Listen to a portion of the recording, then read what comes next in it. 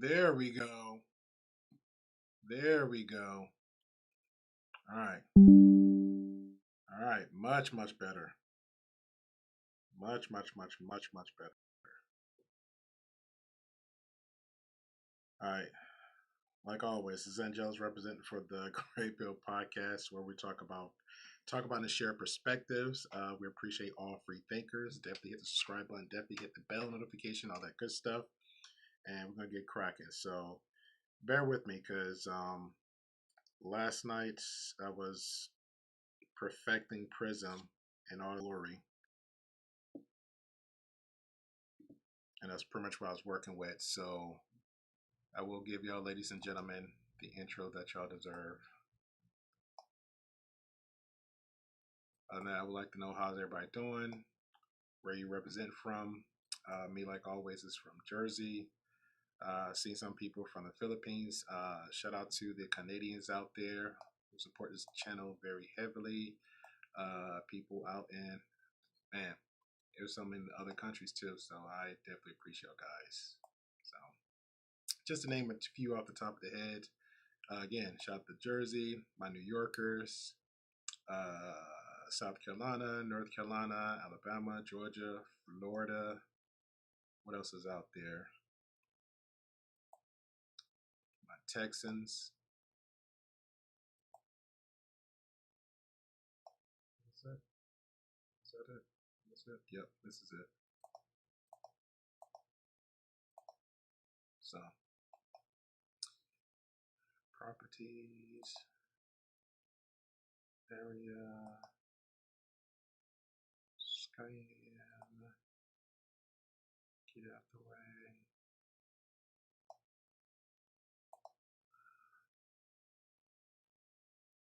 I hit OK. Apparently I didn't. Mistake on my face.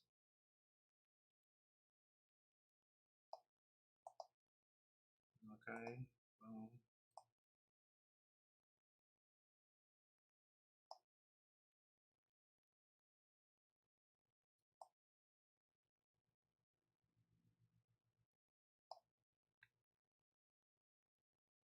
Let me know if you can hear this. Appreciate you. Not really sure. Let me know if you can hear this real quick, because I'm dabbling with Prism right now, so I get this conversation going. At last.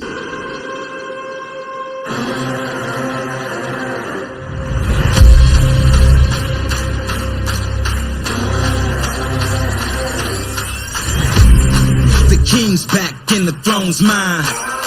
The future's here and it's my time. Straight shot, going for the head with it. Take his head off and say that I did it. Good riddance. Say hi to the bad guy, I'm back in business. If you took what's mine, I'm back to get it.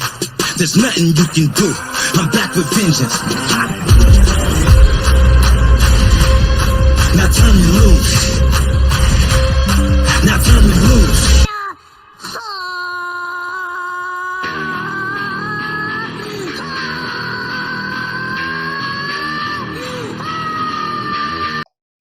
All right, just checking the audio real quick. I want to make sure everybody heard me, heard the video that was playing. So let me know in the chat if you heard the video, if you heard everything playing. I want to make sure I get everything go with the mic check. Appreciate you, Corey Hager. Want to definitely get like a good audio check in here. Make sure everybody can hear me real well. We are dancing around with Prism, ladies and gentlemen. We are dancing around with Prism.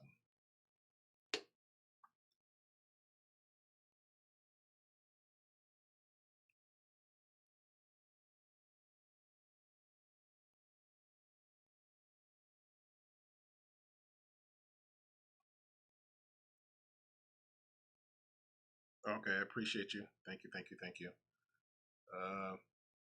All right, so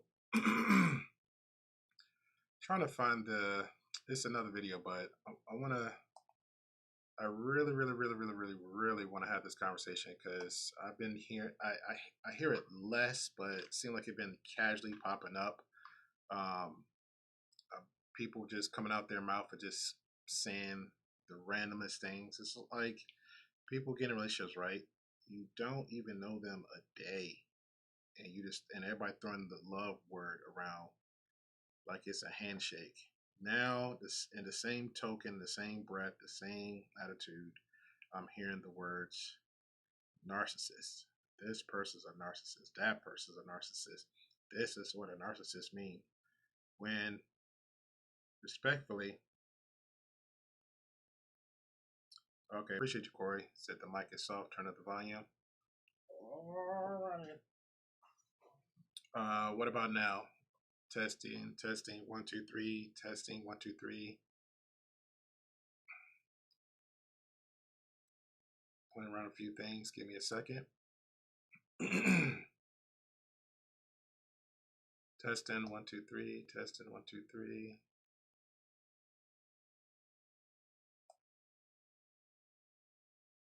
Testing, 1, 2, 3. Testing, 1, 2, 3. Let me know, Corey, on your end. Testing. Oh, that's an echo. Can't do that. Okay, cool. That worked.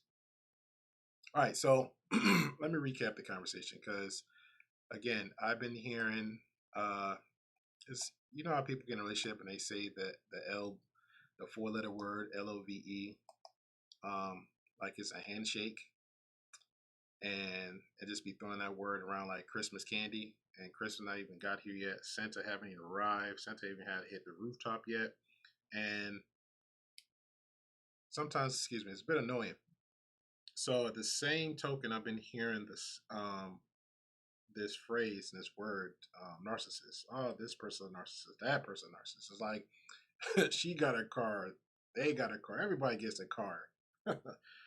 So how can you tell if anybody's a narcissist? Like, why we keep throwing that word around when you're not a doctor, you're not a therapist, you don't have a license, you're not even educated on it, especially not educated on it.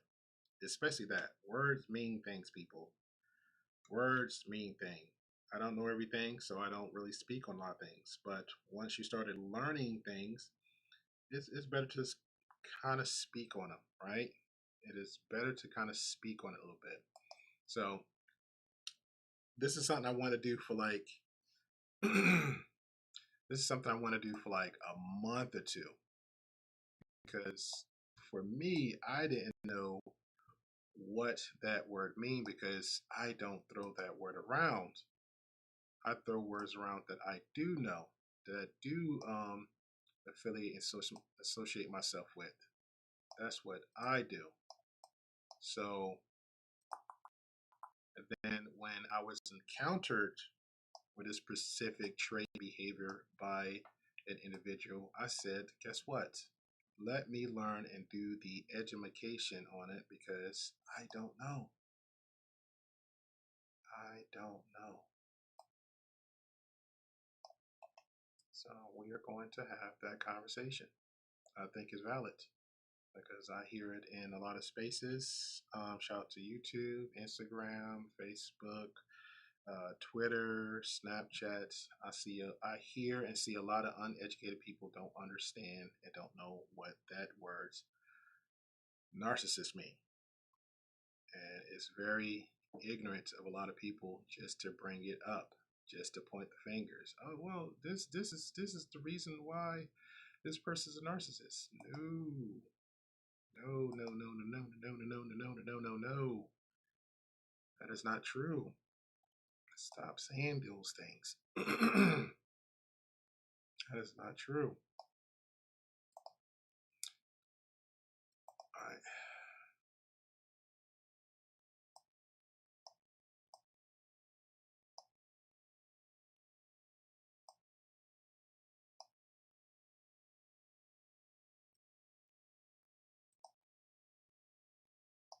Lordy, lordy. Well, let me ask this. Do anybody know, in their opinion, why we have people in the chat, what they feel like a narcissist is? Like, just generally off the top of your dome, when you hear narcissist, like, what do you think? Let's keep it 100 because I feel like I want to help I really want to help the slow people in the bus, in the back of the bus. I want to, you know what? I'm not gonna be mean. I want to help the people in the back of the bus understand what a narcissist is. I think it's I think it's good to do that because everybody don't know everything. Correct? Correct.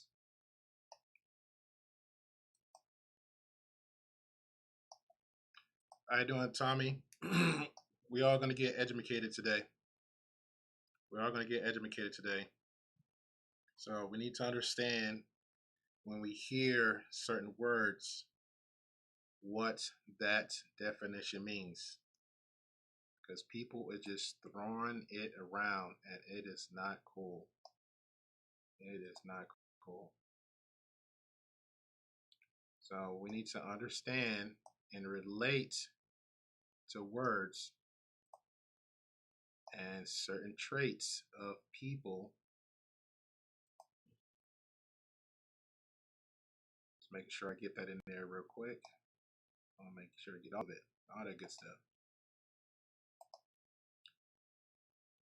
Salute to Travel One.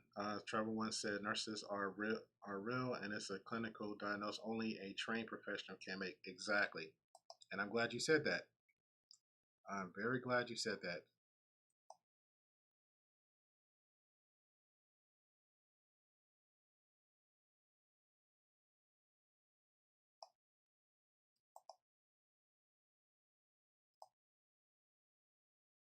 Corey Hager said, "Hey, I divorced a narcissist, so he has some experience.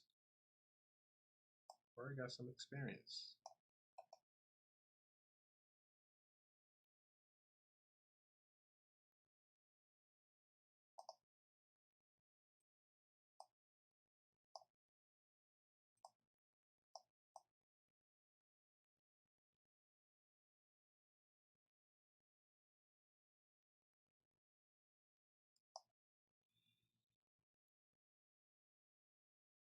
Shout out to Knowledge and Relationship. Knowledge and Relationship says, first thought is self-absorbed.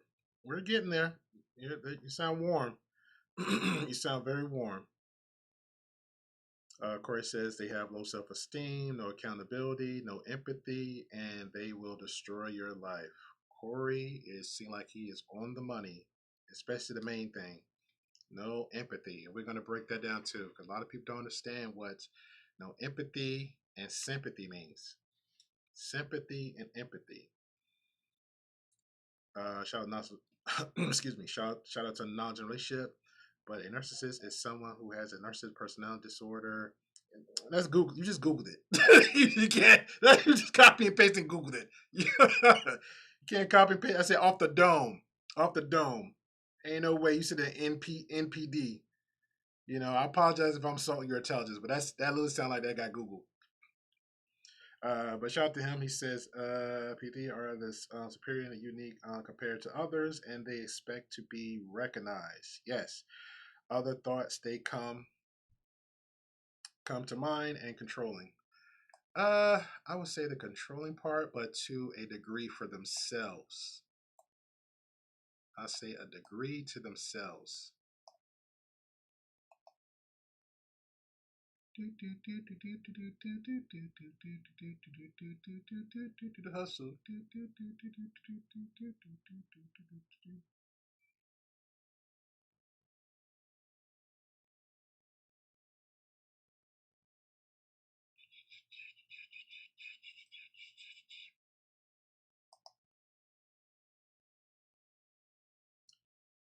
Shout out to you, Canadian. I thought I just turned it up. Corey said I was good. Corey, you're not lying to me, are you? Let me try one more time.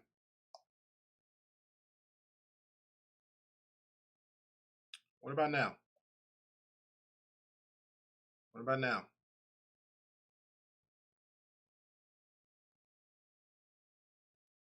Hold on, let me check on my.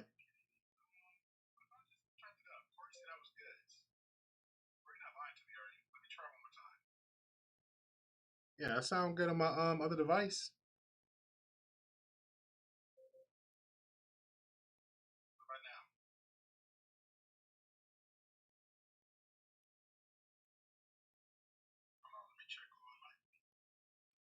Hey, chat, give me a test on the mic. Yeah, I know, Corey.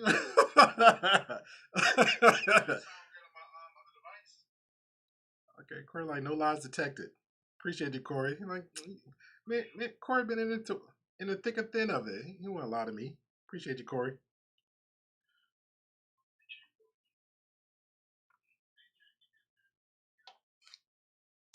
Somebody trying to bamboozle me, lead me astray. What is going on? Why does man try to lie to me like that? But I appreciate you, Canadian. Appreciate you on the mic check of your end.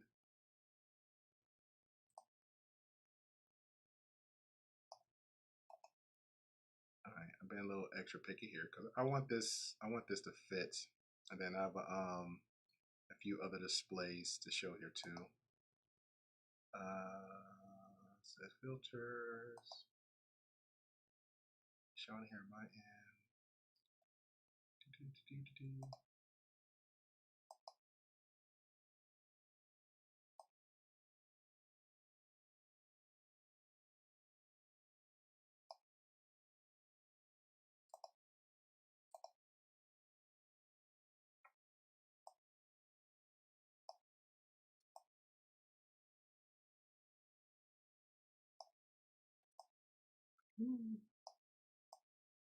All right, we'll do this.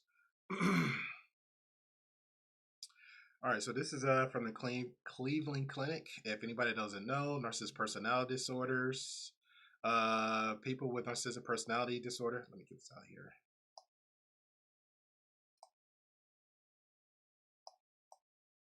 Okay. Excuse me. Make sure everybody can see. Let me know. Got the mic good, so definitely got the visual on my end, so we are straight. All right, so this is from the Cleveland Clinic. Narcissistic personality disorder.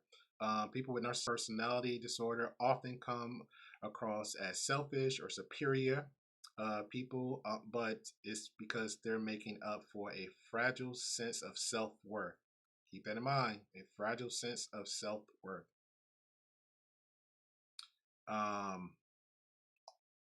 Let me get this up here, excuse me.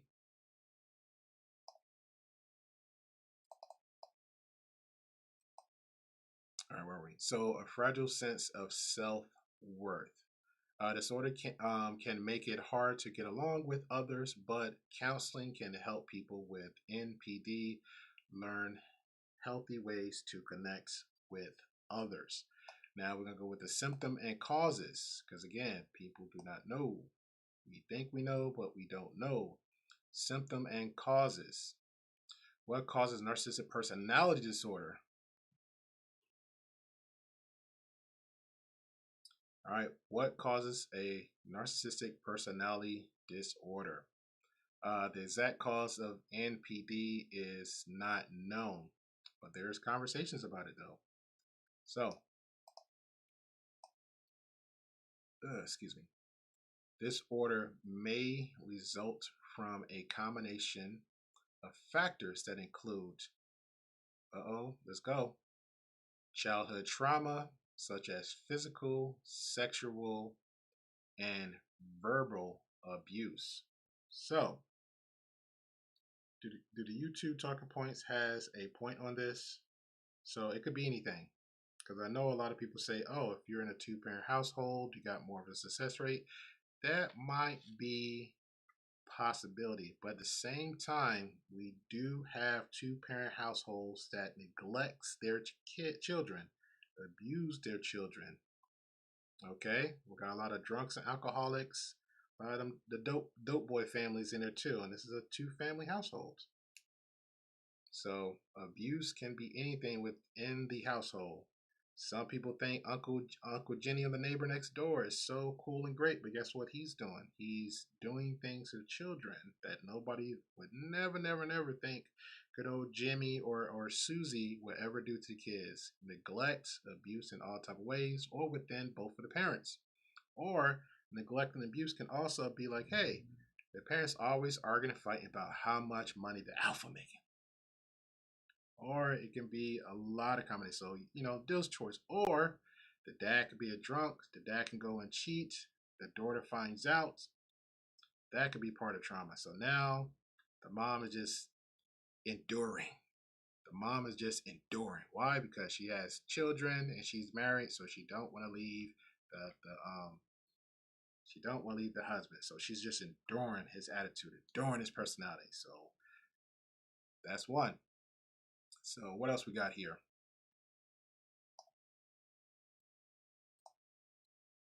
So the next one is we have, let's scroll up,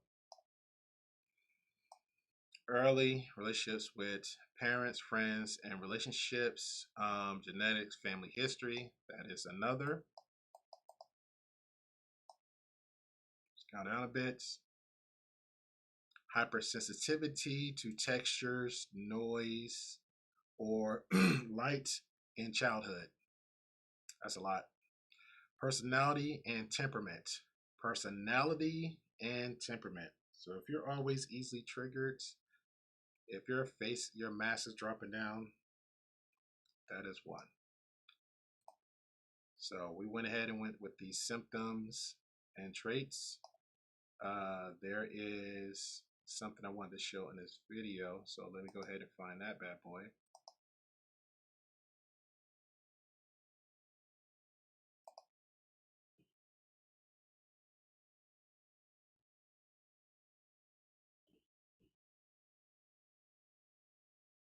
Again, I appreciate everybody for coming through, and I definitely appreciate everybody for being very patient with me. Got a phone call, so I took up most of my time trying to figure out help somebody with a situation, and yeah. So after this, I'm definitely grabbing coffee. I think I woke up a little bit too early than expected. I don't know if anybody else ever been through that.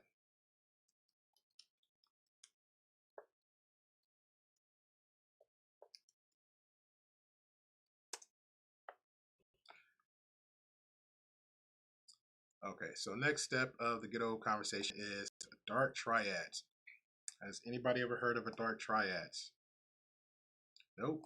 We're going to figure that out right now. In psychology, the dark triad represents 3 personality traits. So if you don't know, a dark triad represents what? 3 personality traits. Give me one moment. I want to make sure the video is nice and clean cut for you guys so y'all can see.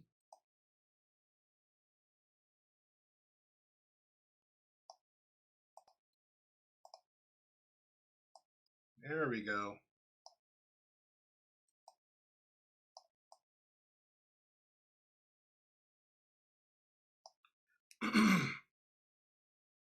All right, so here we go. Dark triad personalities: narcissistic, Machiavellianist, and psychopath. Those are 3 dark triad traits. So it's a lot within it. So bear with us 6 minutes, but this is for educational purposes. I am not your doctor, your therapist, but we are gonna learn together and figure this bad boy out. Because again, in my opinion, from what I've been seeing in my bubble, in my circle, in my spaces, people keep saying, throwing out the word narcissist like they know. They're traits, they're red flags. But you do not have the audacity to just throw that word around like it's Kool-Aid.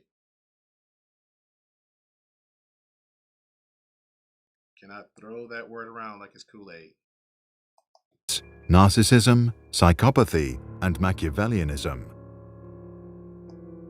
If we were to ask the 3 who has the darkest personality, the narcissist would say, me.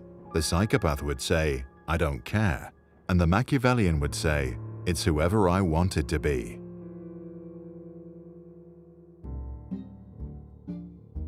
People scoring high on the 3 traits are more likely to commit crimes and create severe social problems in society, families, and organizations.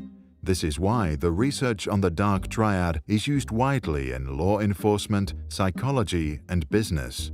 Here is an overview of what we know. The narcissist displays grandiosity, entitlement, and superiority, and wants nothing more than admiration. All right, that's one.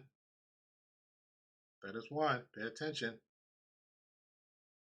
Once he gets what he wants, the narcissist is rarely interested in other people. When he does care, it's to enhance his status, which is why he likes to mingle with successful others. They seem as though they're completely in love with themselves, but at the root of their inflated egos are often deeply held feelings of inferiority. To protect their constructed self, they can never admit to being wrong, which is why they lie or blame others. Take notes. Take notes. Machiavellians are unprincipled, cold, and have a cynical view of other human beings. They like money, power, and winning, and they use manipulation to get what they want or exploit others. If manipulation doesn't work, they steal or betray. Those high on the spectrum believe it's better to be feared than being liked and defend others as a strategy to control them. Now, when he said winning, right? So a lot of people, especially successful people, in your own fashion, will say, "Hey, you winning could be anything." You know, I won. Oh, it could be the littlest and the biggest things, and everybody's like, "It's not that serious." It is not that serious. It could be, "Hey, I got the job. I got the job promotion over you. I got the job that you want that you didn't get and couldn't get. Heck, I got the OT time that you've been crying and begging for. I got it, but I'm throwing it in your face. I'm making you well known about it." Yes, Corey, just very deceitful in any way, form, or shape. When you are a psychopath, you come across as cold and others think you are scary. You also show little to no fear, act impulsively, and you enjoy mental thrills. Those high on the spectrum don't form any emotional bonds. The result is a complete lack of compassion. That means they have no problem being mean. If something terrible happens, they later often don't feel any remorse or guilt. The research tells us that men score significantly higher on all three compared to women. And while these three personalities are empirically distinct, Oh, oh, let's run that back. Let's run that back. they do overlap. And while the men score significantly guilt. The research tells us that men score significantly higher on all three compared to women. And while these three personalities are empirically All right, we're gonna get to that part. We're gonna get to that part where, well, first of all, we're gonna explain the two of empathy. Appreciate you, Corey. We're gonna explain the two of the empathy versus the sympathy, so we can understand the two. And also keep in mind, and we're gonna get explained. Also, we're gonna explain why in the stats and the studies, because that's what I always talk about, the data, stats, and statistics, right? So we're gonna also explain why men has a more higher chance of being one than a woman. Now, if we was watching the first 3 minutes of video, because I know some people out there like to watch the not all of it, parts of it, and people like to pick apart certain things they like to hear. Certain people like to pick apart the things they like to hear. Man, I went outside and the thunder hit, and oh man, I broke my leg, and this that happened. But I got five, and I ended up getting $5. You got $5? Okay, I walked out the door. I hurt my leg. Something dangerously happened of me. I got injured, like sick, but the only thing you heard was the $5, right? So the same example of this video. So this is where the selective hearing, the paying attention, the awareness kicks in. This is where this kicks in. So what was a lot of the list that they said will add factors into narcissist traits? He just named three. been successful. We'll say politicians. We could say judge. We could say people of authority. These are one of the few things that he listed. Do I need to play it back? I don't think so. We can always, it's a replay for a reason. It's always a replay for a reason. Just like there's always a like button for a reason. So let's continue. Numerically distinct, they do overlap. Clinically, both narcissism and psychopathy are regarded as mental disorders, while Machiavellianism isn't. Whether nature or nurture is responsible for these traits has been somewhat answered by twin studies that show that narcissism and psychopathy have substantial genetic components. Machiavellianism seems to be less prevalent in pairs of twins. However, the environment also matters. A psychopath may not only pass down his genes, but influence a child by being a role model. A Machiavellian That part. That's what I was getting to earlier before. Even down to the abusive home, and we've seen this on both ends of sticks with parents. You have one parent that has more influence over the child than the other, but that parent isn't well balanced. That parent isn't well balanced. And I ain't talking about the parents that complain and cry all the time about, yeah, the father not doing this or the mother not doing it. No. It doesn't matter. I mean, it's normal to have your complaints. It's valid to make your concerns, but do that within yourself. Don't do that around your children. Because what happens is when you start acting out like that, voicing your own adult concerns, because you chose to have children, you chose to get jobs, you just made a lot of choices, and you start acting out in certain ways in behaviors. Guess what children do? They mimic you. They mimic you, just like the picture here. Children mimic you. And then they idolize you. Why? Because you're the home defense. You're the only one there. So that's how this comes up.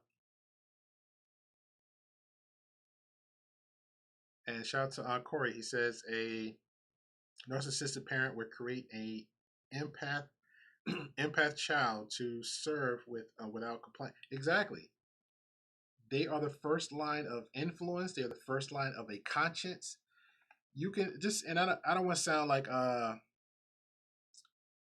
man, I don't want to sound, because at this point it is what it is with the conversation, right? So think of it this way: what a child's supposed to be, how you want to raise a child right now.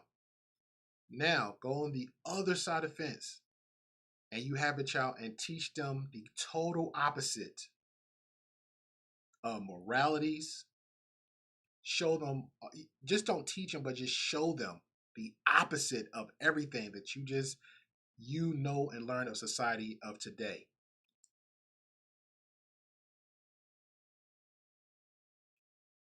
I mean everything. And I'm gonna be just raw in the cut with this one. People eat cooked foods, but there's people that eat human beings, right? You literally can influence a child to do all of that horrific stuff. So again, this is part of it.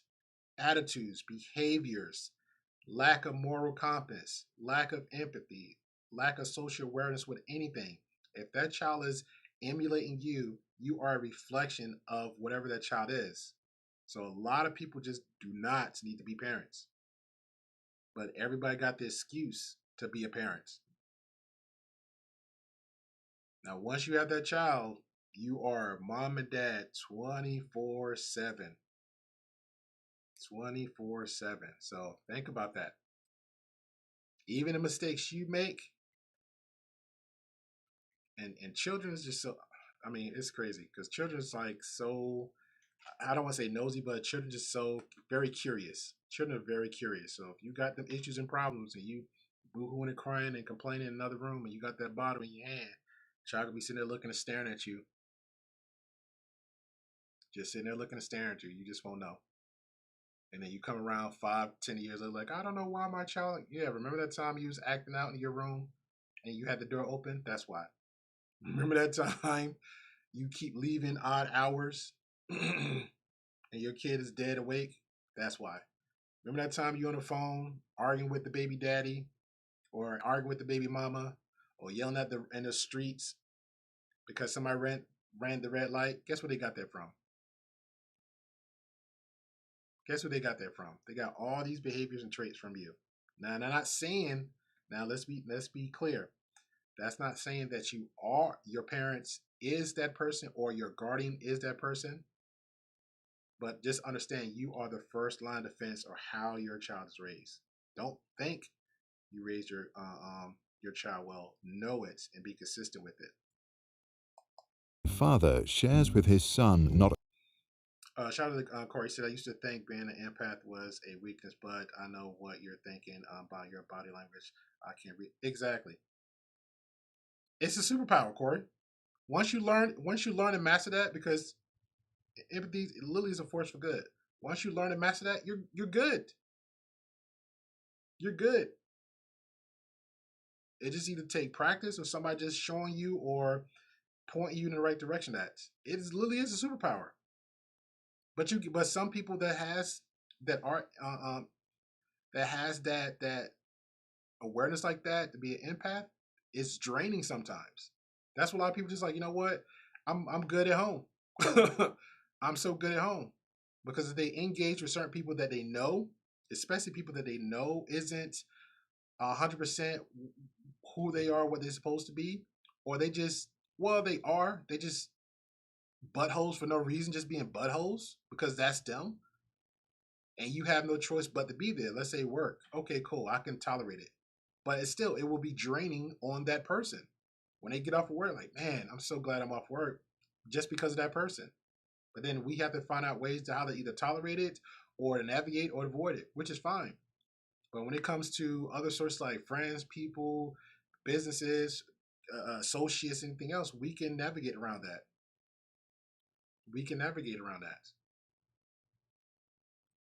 only genetic material, but might also show him all his tricks. The son of a narcissist not only gets his dad's chromosomes, but may also experience his perfectionism.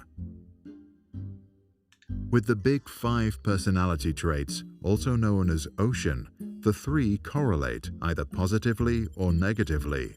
Narcissists and psychopaths are often open to new ideas and extroverted. Psychopaths and Machiavellians have low conscientiousness. All 3 personality types score low on agreeableness, and psychopaths are hardly neurotic. Whatever happens leaves them cold. An evolutionary explanation for these traits could be sexual strategy. Many of us pursue a slow life, invest in long-term relationships, have a few children, and spend time on parenting. Dark Triad traits may have survived because they look to optimize a fast life. Their ancestors lived in an unpredictable and dangerous world. Because of a shorter life, they sought many sexual partners, spent no time on parenting, and did not invest in human relationships. This may also explain why they strive in competitive environments, such as corporations.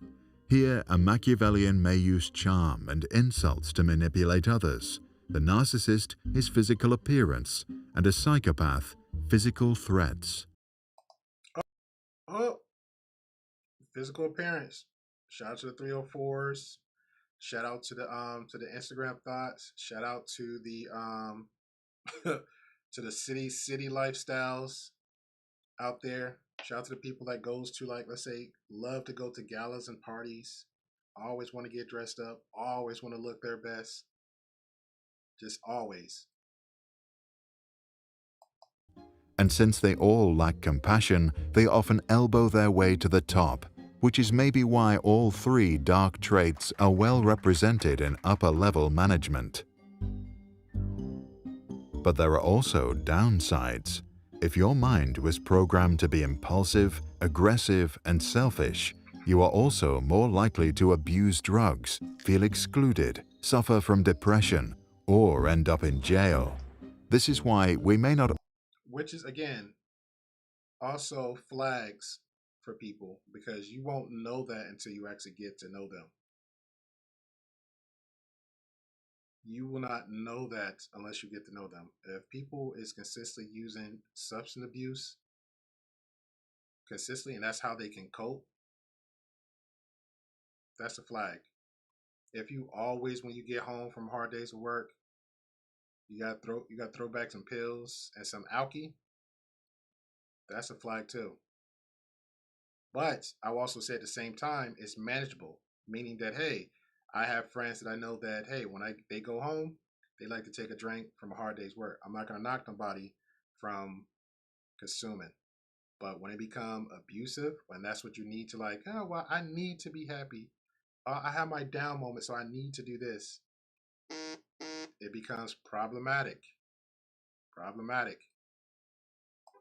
Only find ways to protect ourselves from these darker minds, but also have empathy for them. After all, maybe they didn't choose to be that way. What about you? Did you inherit some dark triad traits? And if that's the case, and if you are aware of them, did you develop strategies to cope with them? Share your thoughts in the comments below and read the description to dig deeper and find relevant links, sources, and information. All right, so that was the first part of it, the dark triad trait. So that's why I wanted to get to that. And then it was a video here explaining 4 narcissist traits. So I definitely want to get into that one. Let me get this video out here. But yeah, because I feel like this was a teachable and educational moment for most people, because a lot of people did not know. And I swear to you, I kept hearing it all the time. They get upset with people, or they have these little silly little relationship conversations, and they go like, "Oh, well, narcissist." You don't know what a narcissist is, bro. You or ma'am, you don't know what it is. So stop just, please, everybody, just stop saying that word like they know. You don't know. You don't know.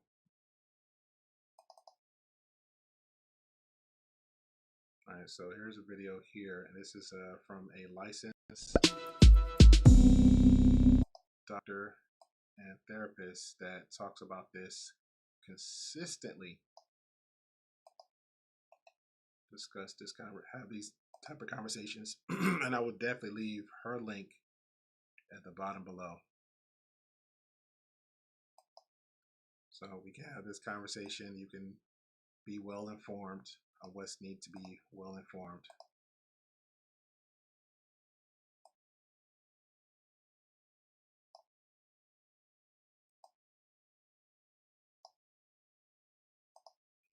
All right, shout out to everybody that's new, that's just chiming in. If you're new, hit the subscribe button, definitely hit the bell notification, and hit the all section, so you will get alerted for each new thing. So we are rocking out right now on Prism. So apologize for the lateness, but timestamps will be added in each live stream, especially the reaction ones that I do.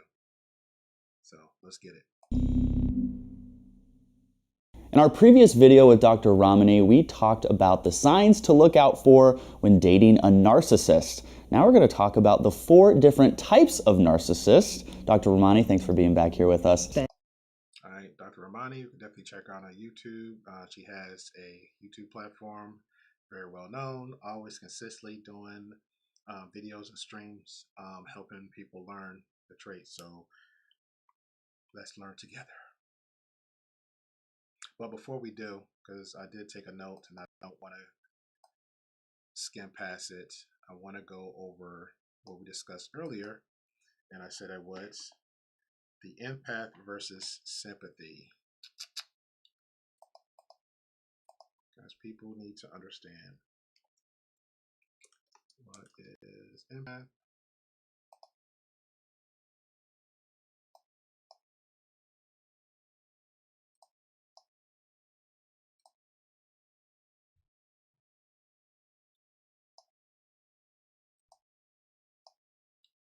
Where'd my little boxy go? That's not cool.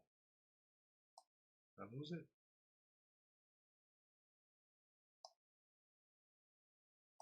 Hoping that was.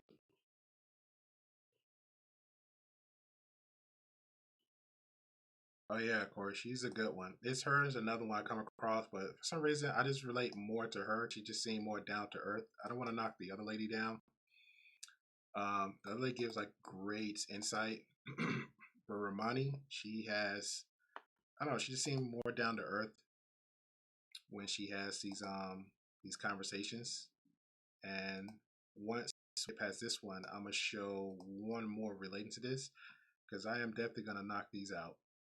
Not knock out, but we're gonna take time with this because this is we definitely need to have the conversation. All right, because it was a okay, that's not it. Because I saw a perfect example between the two of empathy and sympathy, and it seemed like people didn't know.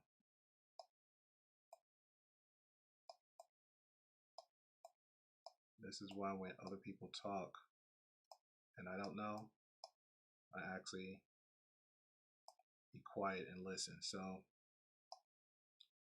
we're going to give the first definition of what empathy is. So when somebody say, when you sense somebody is lacking empathy, understand what they say. So empathy, the action of understanding, being a, let's repeat that again. Empathy, the action of understanding. The action of understanding. And we use Corey as an example in the chat. Corey said, hey man, I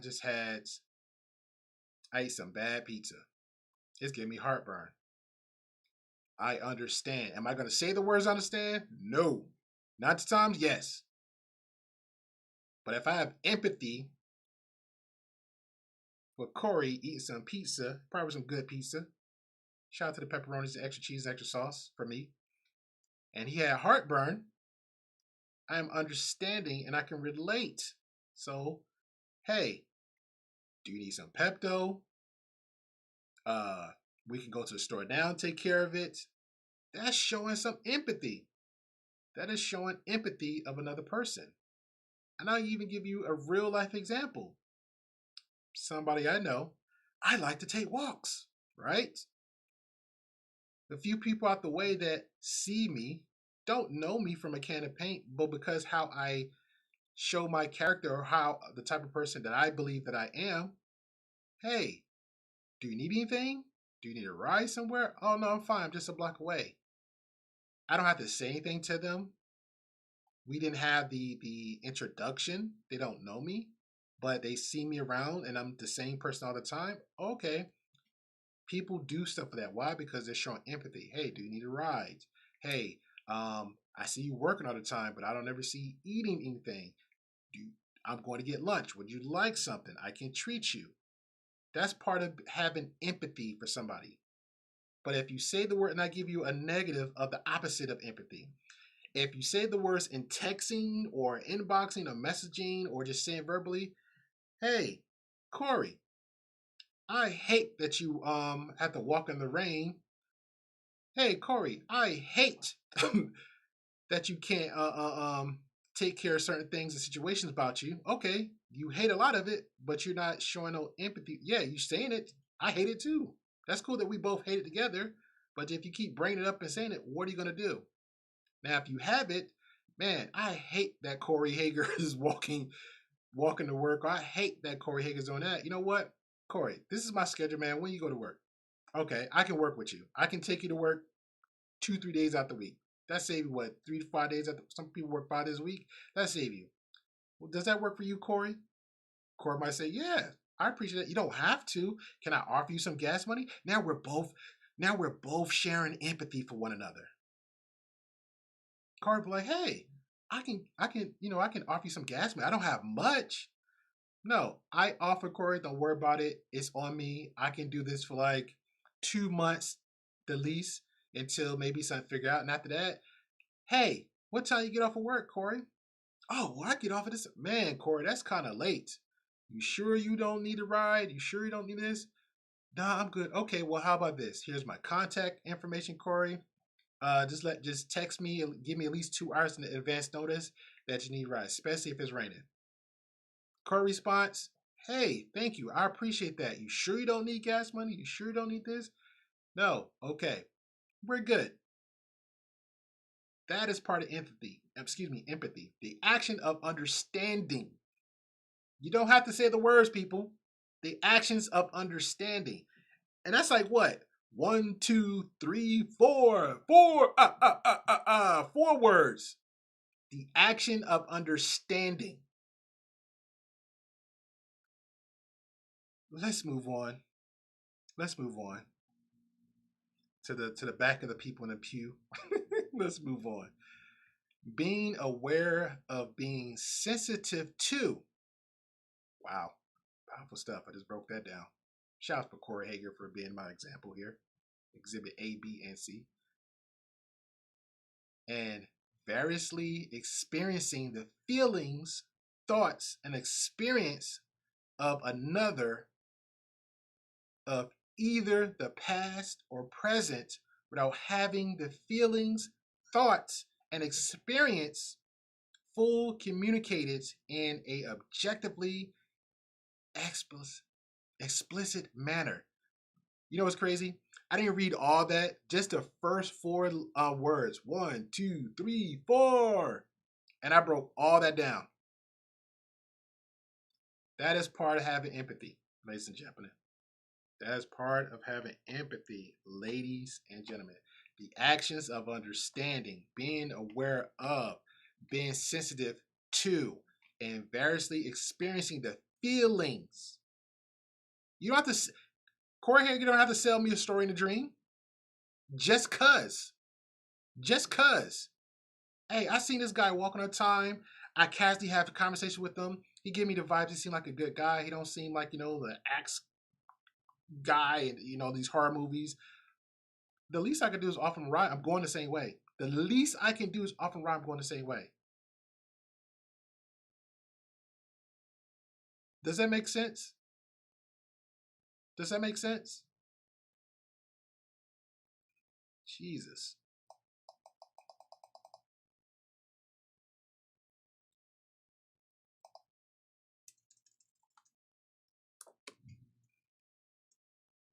Now, do anybody know what is sympathy?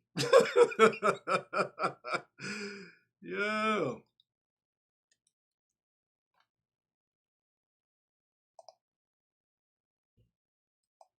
There we go. I don't think that was a picture. But it gave a great diagram, so I'm going to show it anyway. And then we'll get to the, nope, here it is. But I thought this picture right here was a very perfect example. Sympathy, the guy, I think the guy patting the other guy in the back, which I explained to Corey, gave the example of Corey versus empathy, gave a little bit more and what is needed. Okay.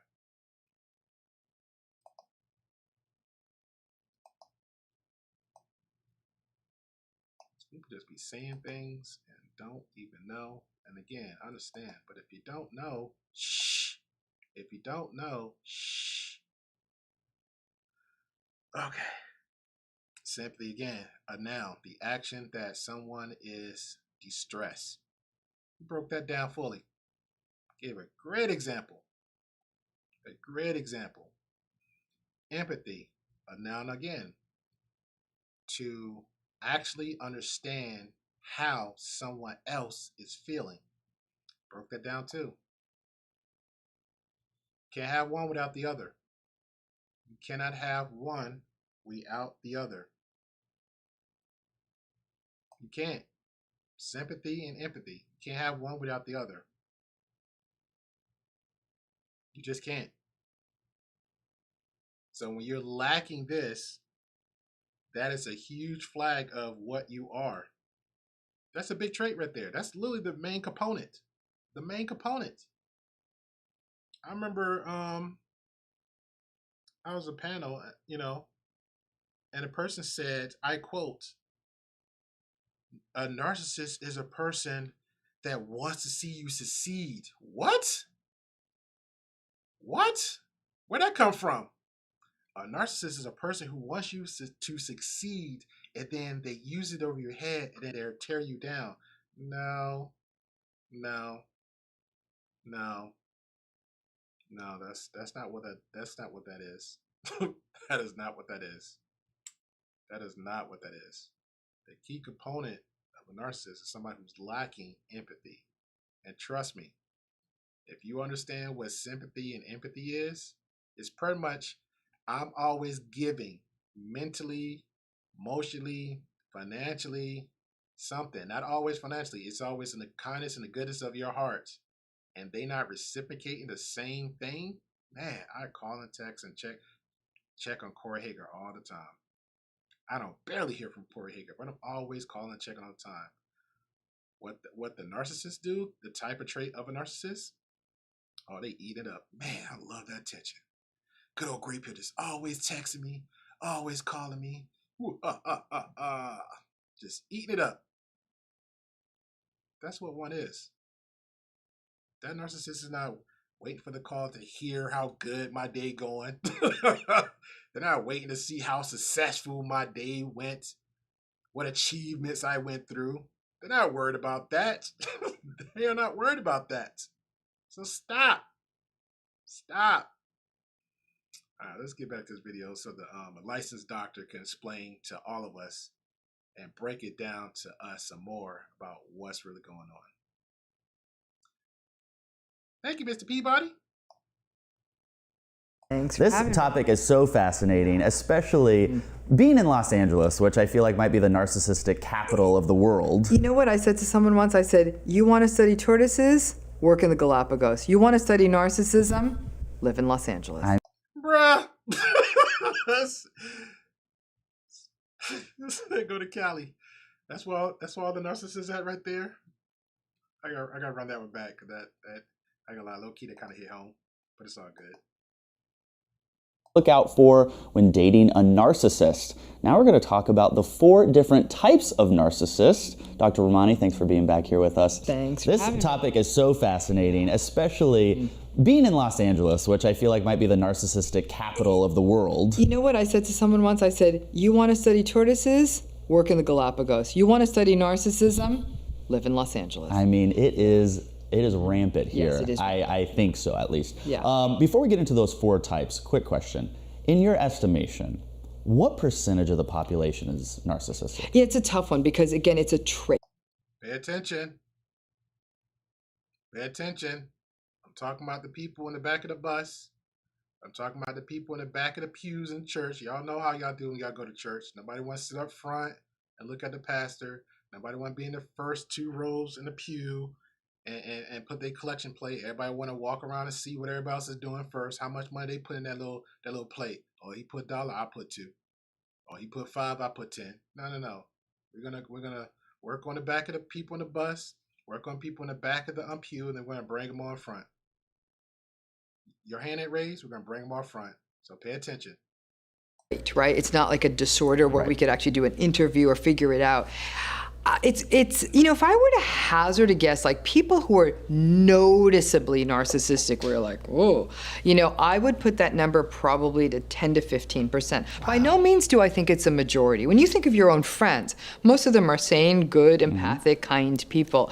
But I do think that at 10 to 15%, that's a lot of people. Now, again, I'm sort of pulling that number out of the air. It's just a difficult statistic to get. Not to mention that the measurement skills we have are not very good. Right. Yeah. But to think even if you're in a room of 20 people, 1 to 2 of them easily actually would be classified as narcissistic. And it depends on what kind of room. Like, if you're sort of like an entertainment industry effect, I'm going 50%. Yeah, pay attention. The same thing we discussed earlier. It depends on the environment. It depends on the careers that you're taking.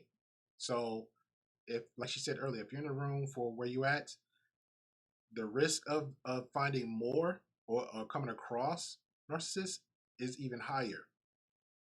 But if you're in a social setting, let's say, you know what, Corey, you're gonna be exhibit A and B all day.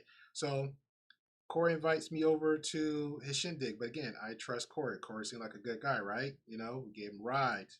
We gave Corey a ride to work back and forth. He hits me up casually a couple times. He's showing his empathetic gratitude and appreciation of me coming to give him a ride from back and forth. He said, hey, man, I got a family gathering or some few buddies or friends coming over for the weekend.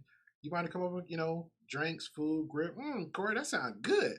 Thank you for being empathetic and showing some sympathy. Appreciate you. I come over there.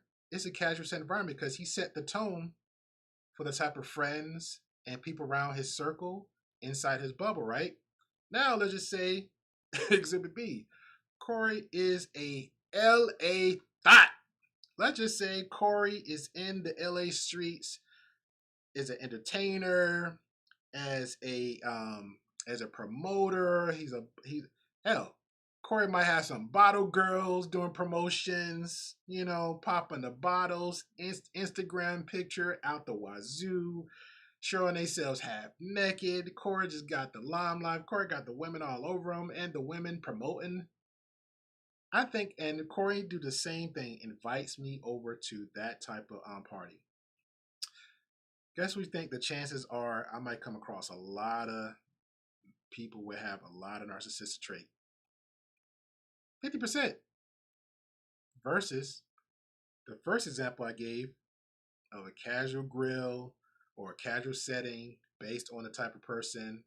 The first version I gave of Corey, you might find one, but guess what? So many people around Corey in his bubble, in his well-balanced, healthy environment. I'm good. I am good. So keep that in mind.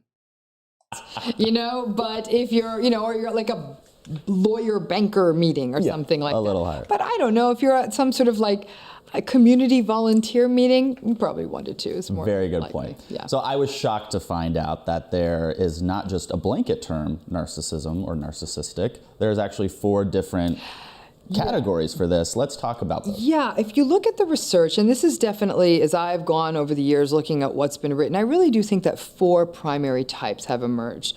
They're sort of our classical grandiose narcissists. That's sort of like the Chanel suit of narcissism. It's the classic representation of the person who's sort of very egotistical, arrogant, attention-seeking, validation-seeking. Look at me, I'm so great. Don't I have a beautiful house? They don't stop to listen to anybody. Again, your garden variety, grandiose narcissist, okay? Far more problematic is the malignant narcissist. This is the person who is all the things the grandiose narcissist is, lacking empathy, entitled and grandiose and big and pompous, but they're also really mean. Oh. They will do really bad things. They almost feel like they're a little bit psychopathic. They often won't even feel that bad, maybe a little bit guilty, but not really. What do you mean they do bad things? Yeah, keep your mind on that, because doing bad things, again, and even in media, if you're going out the way to do the most outlandish stuff to get the craziest reactions from one individual versus the clicks to views, something is wrong with you, especially if it's consistent. Now, apply that into real life. Think about it. Apply that to real life. If you're behaving that way on the big screen and you're an influencer, wow. But I'm always nice to you at the house. I always invite you over all the time. I'm always doing good things for you. Really? Really? Sound like a bunch of flags. If you always got to throw that in somebody's face, I know people owe me money right now. Know people that owe me certain things, but guess what? I don't bring it up in their face. It's out of sight, out of mind. It is done. It's done. They will steal money from a company. They will cheat on their partner. Oh, like really bad things. Like really bad things. Yeah, no. I'm not saying take more peppermints than they should from. Yeah, that's kind of what I was thinking. No. I'm talking like big ticket bad. And they'll lie, they cheat, they steal. These are your Bernie Madoff types. Like really malignant. They just they make great criminals. You know, and again, when we can talk about it at some point, there's a difference between a psychopath and a narcissist. By and large, a narcissist, even a malignant narcissist, will feel a little bad about doing some things, especially feel bad if they've hurt other people in their circle. So if they do bad things, they'll be sorry they hurt their family, but they often won't really care about other victims, that kind of thing. So that's your malignant narcissist. Then there are some other types of narcissism that people don't realize and like, oh, that makes so much more sense. The key one in that one is called covert narcissism. Covert is a word that means secret, really. So a covert narcissist is somebody who is very sort of put upon by the world, but they're still grandiose. So they'll say things like, yeah, like, you know, I'm a really great photographer, but the world never really noticed my greatness. I guess I just came up at the wrong time. And all these cameras you guys use now, it's easy now, but back when I was taking pictures, I could have been one of the great ones. Is a covert narcissist older? They can be, but not necessarily. Okay. They often feel like life done them wrong. They can be quite passive aggressive. You know, they're that person. They almost feel depressed. And in fact, more than a few of us will initially think the covert narcissist has depression and will treat them for depression. We're like, this is not getting better, and it has been 10 months. Even if they're on meds by now, something should have happened. So someone who has been classified as a covert narcissist and then treated for depression will not show improvement? If they're depressed, they'll show some improvement in their depression, but they'll still walk around like, woe is me. Why doesn't anyone see how great I am? I do so many great things for the world, and I guess... And that's very scary and dangerous. That is very scary and dangerous. So you definitely got to be careful. You got to be careful. And what I mean by being careful, whatever your boundaries are set for you, and a flag is hit, don't make excuses for that person. Like, I think that's where, matter of fact, I think that's where real accountability comes from. You really don't have to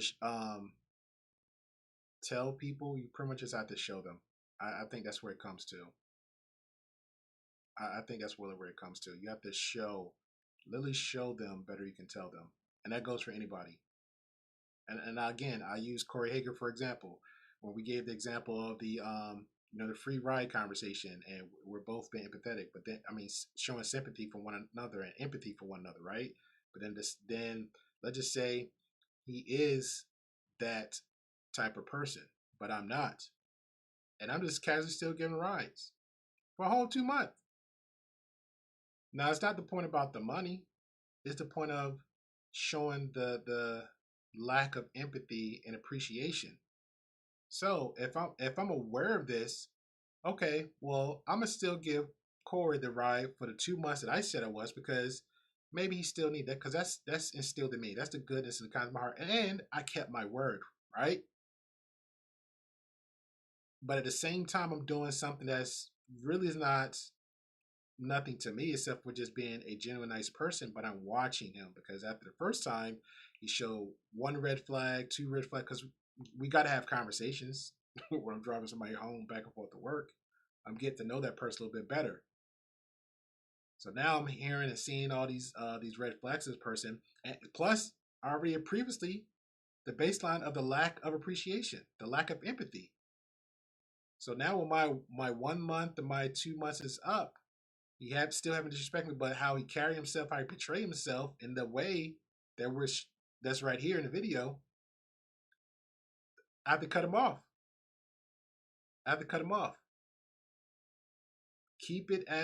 Kept it as associates, as a casual person I saw. We're done. That's it. Out of sight, out of mind.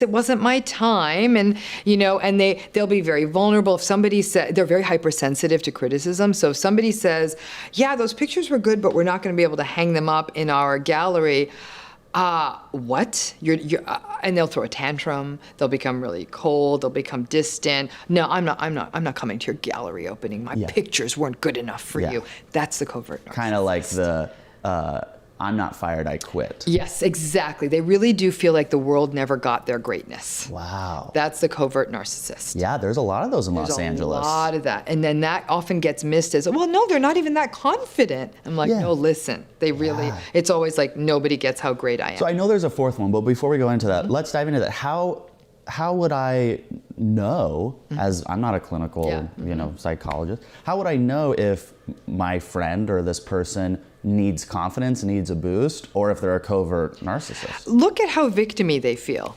Like how much like, no one gets me, or nobody gets how great I am. It's because it's always in a sense of, it's nobody quite gets their excellence. There's sort of an arrogance to them versus a person who really is like, nah, I did not do a good job on this pie. I know I could do better. Let me give it another shot. So there's almost like this sense of efficacy, the word that means like, I'm going to give it a try. I recognize what I did wrong. They often won't take ownership. The covert narcissist will say, I see what my part was in this. I see why it didn't go right. The covert narcissist will blame the world. Perfect. Perfect example. Perfect example. If I did Corey Hager wrong and he tells me, he sat on it for a minute and like, yo, Grey Pill, we got to talk about, hey, what's going on, Corey? Student that ride? Student that ride, Corey? Nah, I didn't appreciate how you treated me. I saw some things that's, I just didn't sit with me right. Oh man, Corey, I'm sorry. What did I do? Oh, we did X, Y, Z. Okay, anything change about it? Yeah, don't do X, Y, Z. Just don't be that person. Okay, that's it. But now I'm saying the words, but actions follow up behind it. Or when we display in depth details, empathy and sympathy, hey, you know what?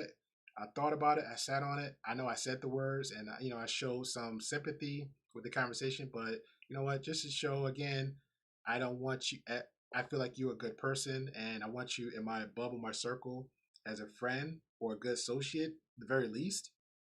This is what I can do for you and still stay on that same actions, how the conversation went. That's how that goes. That's literally how that goes. But if you flip that, it's the opposite of what we just saw in the video. That conversation would never happen with a narcissist. But the only good thing for you is if you're checking that person, hey, this is what I saw.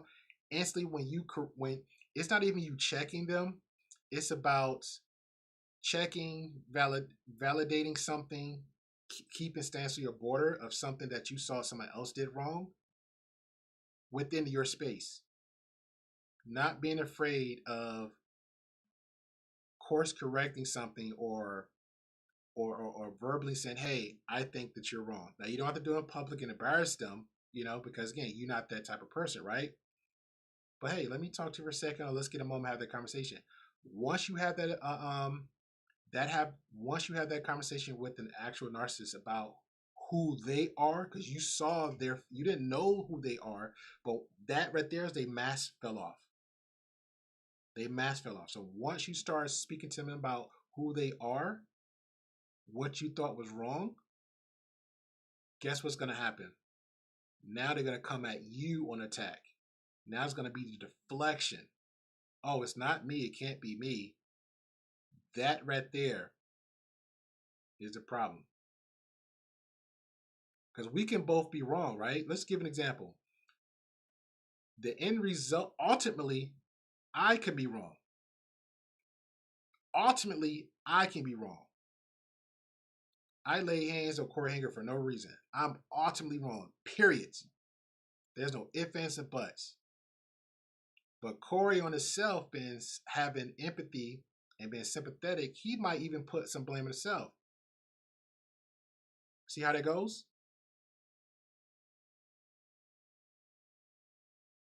They'll Very say, clear. That the world is to blame for why I did not succeed. All right, what is our fourth type? The fourth one is a fascinating one. I read an article about this and I was like, rarely do scientific articles get you as excited as I'm running around the university saying, you've got to read this. Oh my gosh, I love It's called the communal narcissist. Communal. The communal narcissist is that person, for example, all over their social media feed is like, off to feed the homeless today, but they're like really well made up, or like, it's Dog Rescue Thursday, and they're always out there trying to save the world. They go to galas and they go to benefits and they write big checks, but they need a lot of recognition. They need a lot of like, can we name this after you? Can we name that after you? And they walk around saying, look at all the good things I do. Like they'll have a website with them holding like children in impoverished regions of the world, but like they're always really well put together and they talk about it a lot. Like, look at my greatness. I'm all about giving back.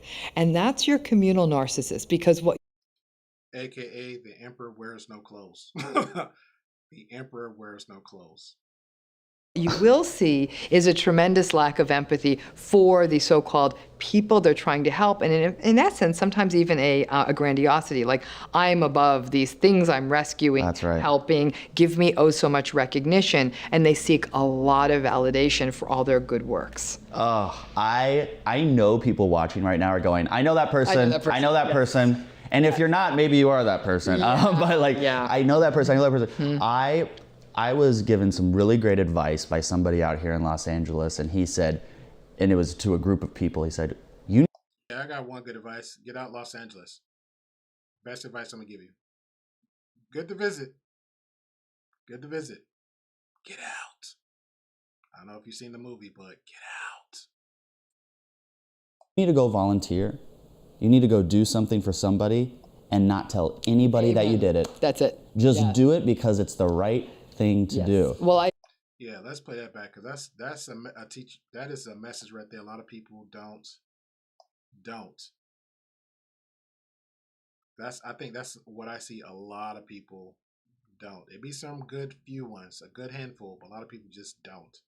You need to go do something for somebody and not tell anybody that you did it. that's it. Just do it because it's the right thing to do. Well, I often say do good quietly. Yeah. Now, did you mention earlier off camera something about stealth narcissism? Well, the stealth narcissism is almost more of that covert narcissism. Okay. Like you don't, and this is where people get confused by it, because they'll say, I kind of feel bad for this girl or guy, so I'm sticking it out. I just don't think they have much confidence. I kind of feel bad, but oh my God, every day is woe is me. So that's the Or interchangeable. the thing that covert narcissists will do in a relationship, for example, is like, yeah, it must be nice you got that promotion. Like, oh, happy for you, but I've been working at this for years. It must be a lot easier to get ahead in your job. Wow. Really fascinating. Okay. Now, in our other video, when we were talking about how to spot the signs of a narcissist, you really use the pronouns he, his, him a lot, okay? Are men more likely to be narcissists than women? They are. So why is that? I mean, the statistics have always been very clear on that. It's much more prevalent in men. If I were to take all the narcissists in the world, my guess would be 80-20. Wow. That's changing. That's changing. Sad to say, this is one of those times women are going to break this glass ceiling, and they're catching the up. narcissist glass ceiling. Yeah, but yeah, it's definitely more men, and part of that is socialization. Men, even as boys, are not taught to talk about their emotions as much, to not be as tuned into that. Empathy, compassion, vulnerability, these things are not valued in boys, and they're not valued in men. Because you got to be alpha. You got to be the man's man. You got to be the man's man. That's what that is. You got to hold the stoicism 24/7 plus the 7 all the time. You got to eat. You got to sleep that way. You got to eat that way. You got to breathe that way. You wake up in your room, you got to do that way too. That's pretty much how it goes. You can't leave no inch or centimeter or diameter of some kind of emotions. You just can't. You got to hold it in. And then once somebody do pop that bubble, you're going on a bleeding spree. You're punching and hitting, and everybody like, oh my God, why are they doing that? This is why. And those are often the core of character. And so we tell boys, ignore those feelings, toughen up. And so that toughen upness can turn into things like a lack of empathy. And so men are also very measured on their achievements, being a provider, making lots of money, having a big title, having a big house. And so those kinds of drives, which are definitely pushed more for men, more valued in men, those are very superficial drives. And so as a result, they're going to be more manifested in men, which again can make that greater vulnerability to being more narcissistic. We just tolerate it more. If a woman behaves in a narcissistic way, she's often checked. early in the game. Whereas if a boy or a man behaves that way, he's not called out. Which is the reason why I said earlier when we showed the dark Triad video, and somebody in the chat said, "Man, that's a lie. Not men." Yes, because men is usually the one up the quote unquote the hierarchy, right? I always check women on everything. Oh man, I hate when they nag. Oh man, they talk a lot. Oh man, they do this. Oh man, they do that. Okay, cool. Women is getting checked all the time. All the time. Their behaviors, what they do, how they say what they do. Hey, that's probably the main reason why they're doing all the cooking and cleaning. That's a theory. That is a theory. So this is another reason why men is up there, and that because I seen that on the channel too. I forgot what this guy's name was, but he was on a female podcaster's channel, and then he found his reason. He said the opposite. I'm like, that's not true. That's not true. Because remember, if we keep saying all the time that men built this, men runs this from the beginning, we keep going back. Okay, so we was there. Who was at the bottom? The women. So anytime a woman say, do, twitch, moves, they got checked. They got checked. Would you even say maybe they're applauded? Oh, not only are they applauded, there are CEOs. Yeah. There are world leaders. Right. They are our celebrities. They are our athletes. They are our music stars. You better believe it. In fact, if I wrote a book on narcissism, it becomes a how-to guide for how to achieve in the New World Order. Wow. That is a huge, huge statement. Yeah, and it's true. And it's true. It's wow. true. Yeah, I don't if you wrote a book about narcissism, it would be the how-to guide on how to succeed in the New World Order. Yes. In business and in wealth accumulation, yes. In your interpersonal life, absolutely not. Yeah. I want to talk very quickly about the mental health implications of leaning into that narcissism for success. What does that do to somebody's internal mental health? I don't think you can fake narcissism. I think you can fake it for a minute. I often talked about, in fact, in my second book, I did talk about this concept of acquired narcissism or acquired entitlement. And by that I meant, if you're incredibly wealthy, you're very used to the world running on your schedule. You have a team of assistants, people picking you up in cars, you don't wait in lines. The world really works smoothly for you, if you will. What can happen is then when they go back to normal life, like they're with their friends or people from their past, they may have that very kind of like quick, entitled, do this, do that. And then someone will say, slow down, sister. I am not your assistant. And they'll often be like, oh my God, I'm so sorry. And they'll be genuinely ashen at that. So I do think that they're not narcissistic per se. They're just sort of used to running through the world in that way. But if they said, oh no, you will do what I said, I am that important, then they're probably narcissistic. So that idea of faking narcissism to get ahead, I don't think most of us can do it. I'll even give you a personal example. I remember way when I finished college, I tried to get into a job in the financial services sector at Wall Street, kind of a company. I bombed, forget the first date, the first hour. I'm like, oh, all you guys want to do is make money. They're like, yeah. I'm like, no, that doesn't. What about their feelings? They're like, we don't talk about that here. So literally, I got the job. It was 9:05 a.m. I realized I'd made a mistake. By noon, I realized they were like, all right, we're just going to keep you around doing some clerical work. And I started using their computers to apply for a job in psychology. I mean, I could not sell water in the desert. I'm like, let me give you my water. You're thirsty. It's hot, honey. Like, that's me, which is why I'm me and not a CEO. Never would be. I don't have what it takes. Most of us don't. Well, you did find exactly what you were supposed to do. I love what I do, but it doesn't, again, it doesn't pay well. You choose your place in the world, but unfortunately, we do live in a very materialistic and consumerist society. And as long as that's the case, narcissism is going to win because it's about putting yourself first and not really caring as much about others. Yeah. And so those are the people who are always going to get to the head of the line. And so can some people turn it on and off? Probably not. Like if you're narcissistic, it sort of bleeds into other areas of your life. And people say, well, then how do they even have friends?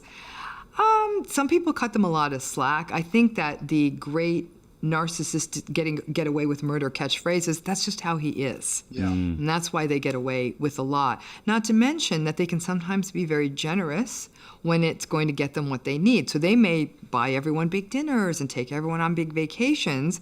So it creates this illusion that there's lots of people around them. I'm not so sure those people will be around just on the basis of how they treat them. It's all the stuff they're making possible for them. It's like narcissists often have big beach houses. They're there for the waves, not for his personality. Correct.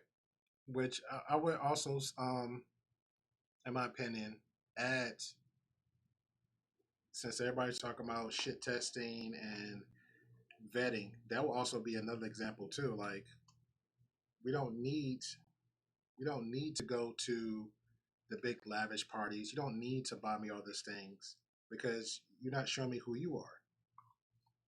Like, let's just hang out and kick it at a beach. Let's go have do a picnic. Let's just go out and walk and find a little spot with a table and chairs outside and go out there and then enjoy life and have a conversation. I will argue that. I really think that's another way to that helps check out red flags for you too. Well said. Excellent. Always fascinating to talk to you. Thank you so much. Thank you. For more information on all things mental health, make sure you go to medcircle.com. There you can get a digest of all of the relevant mental health news sent directly to you exactly when you need it. Are you dating one of those types of narcissists? Let us know in the comment section below. Thanks again for watching. My name is Kyle Kittleson, and this is MedCircle. Yeah, definitely check him out. So I'm going to get to this last one because like I said, it's levels to this, and people seem like they don't understand, especially when they open their mouths and say things that they don't know. Like, they don't know.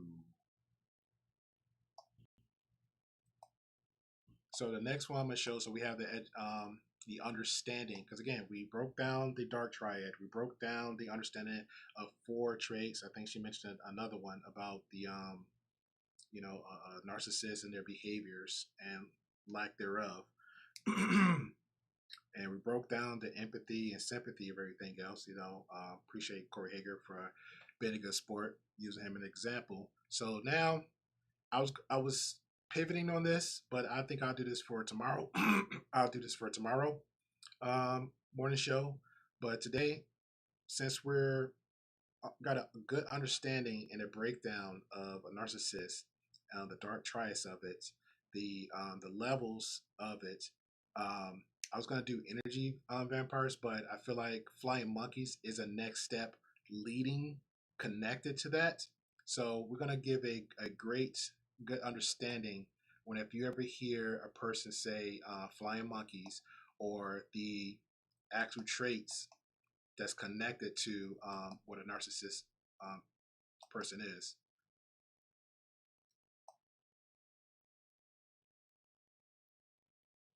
So again, Dr. Ramani, we very, very, very greatly appreciate you.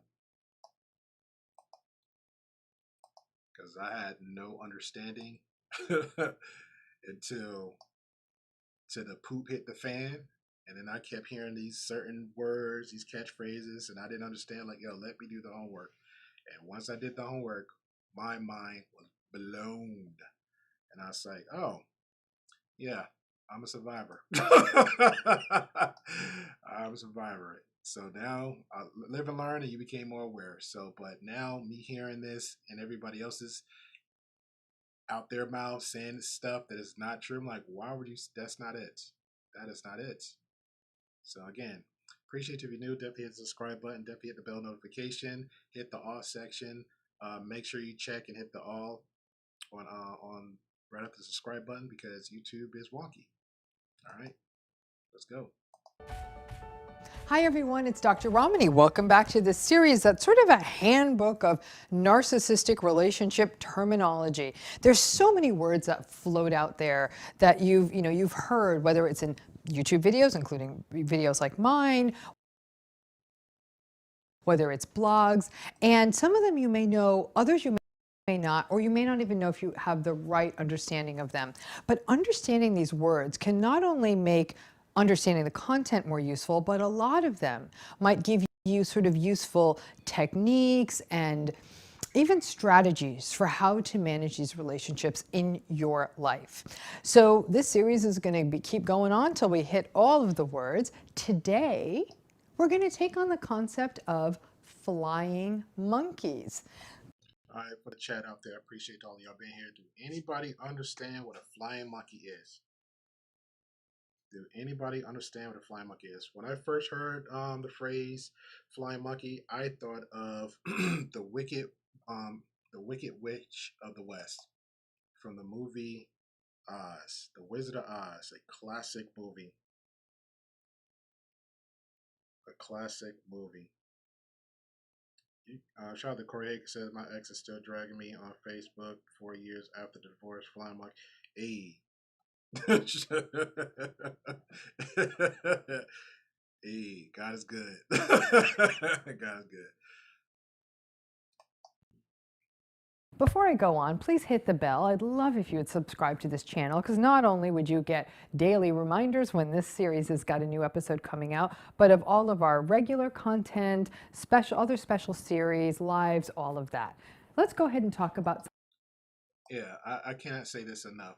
Please subscribe to this lady. Please subscribe to the lady. Check out her content. She has a lot of good information, what's going on, and update you, and a lot of good breakdowns. She does consistent streams all the time, so please go check her out.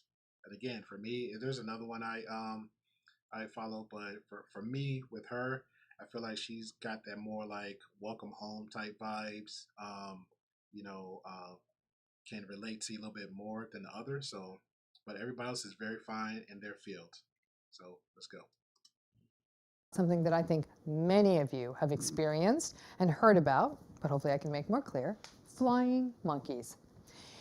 If you ever watched the movie or read the book, The Wizard of Oz, this concept of a flying monkey is going to make sense to you right out the gate.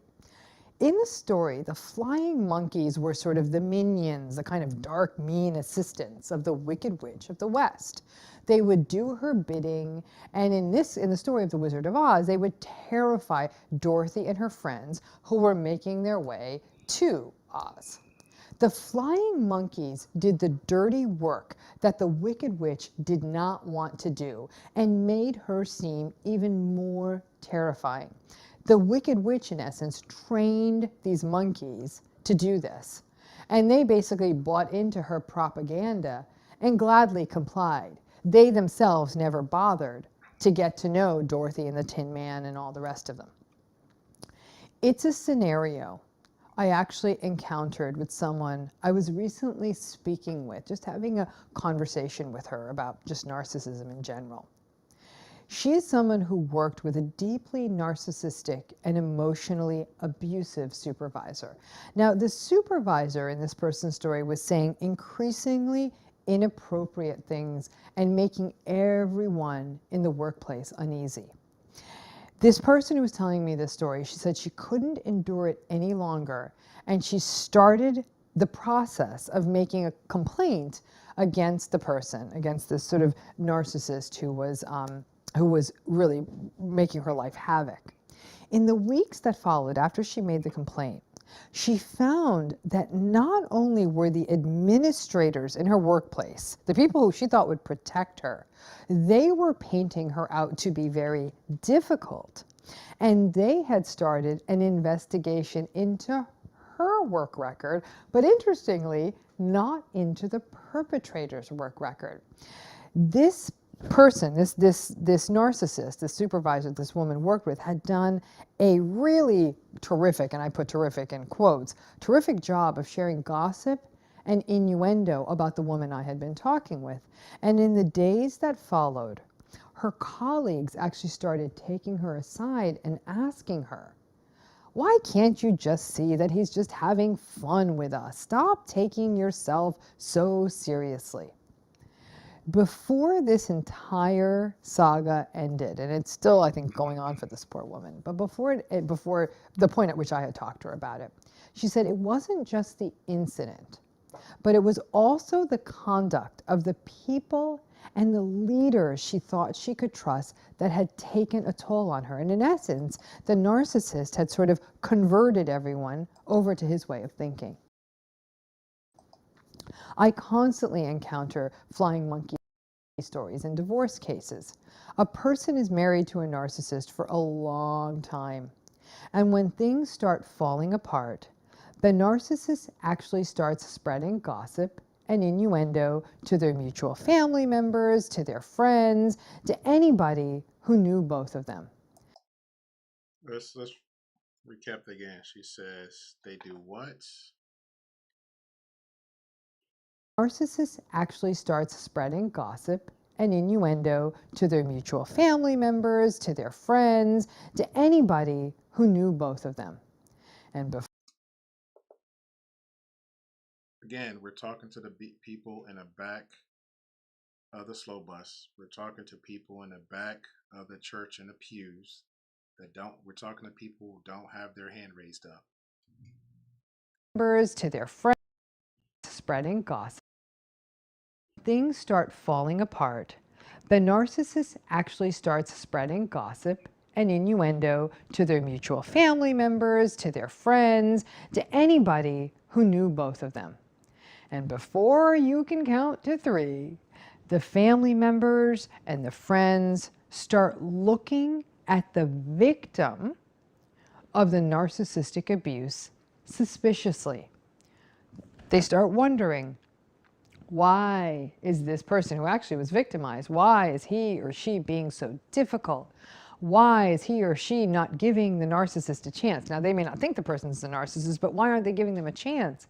And why are they making things awkward for everybody? So let's be clear. Let's be clear on what exactly these flying monkeys are. They are people who subtly or directly are targeted by the narcissist, in essence, to do the narcissist's dirty work.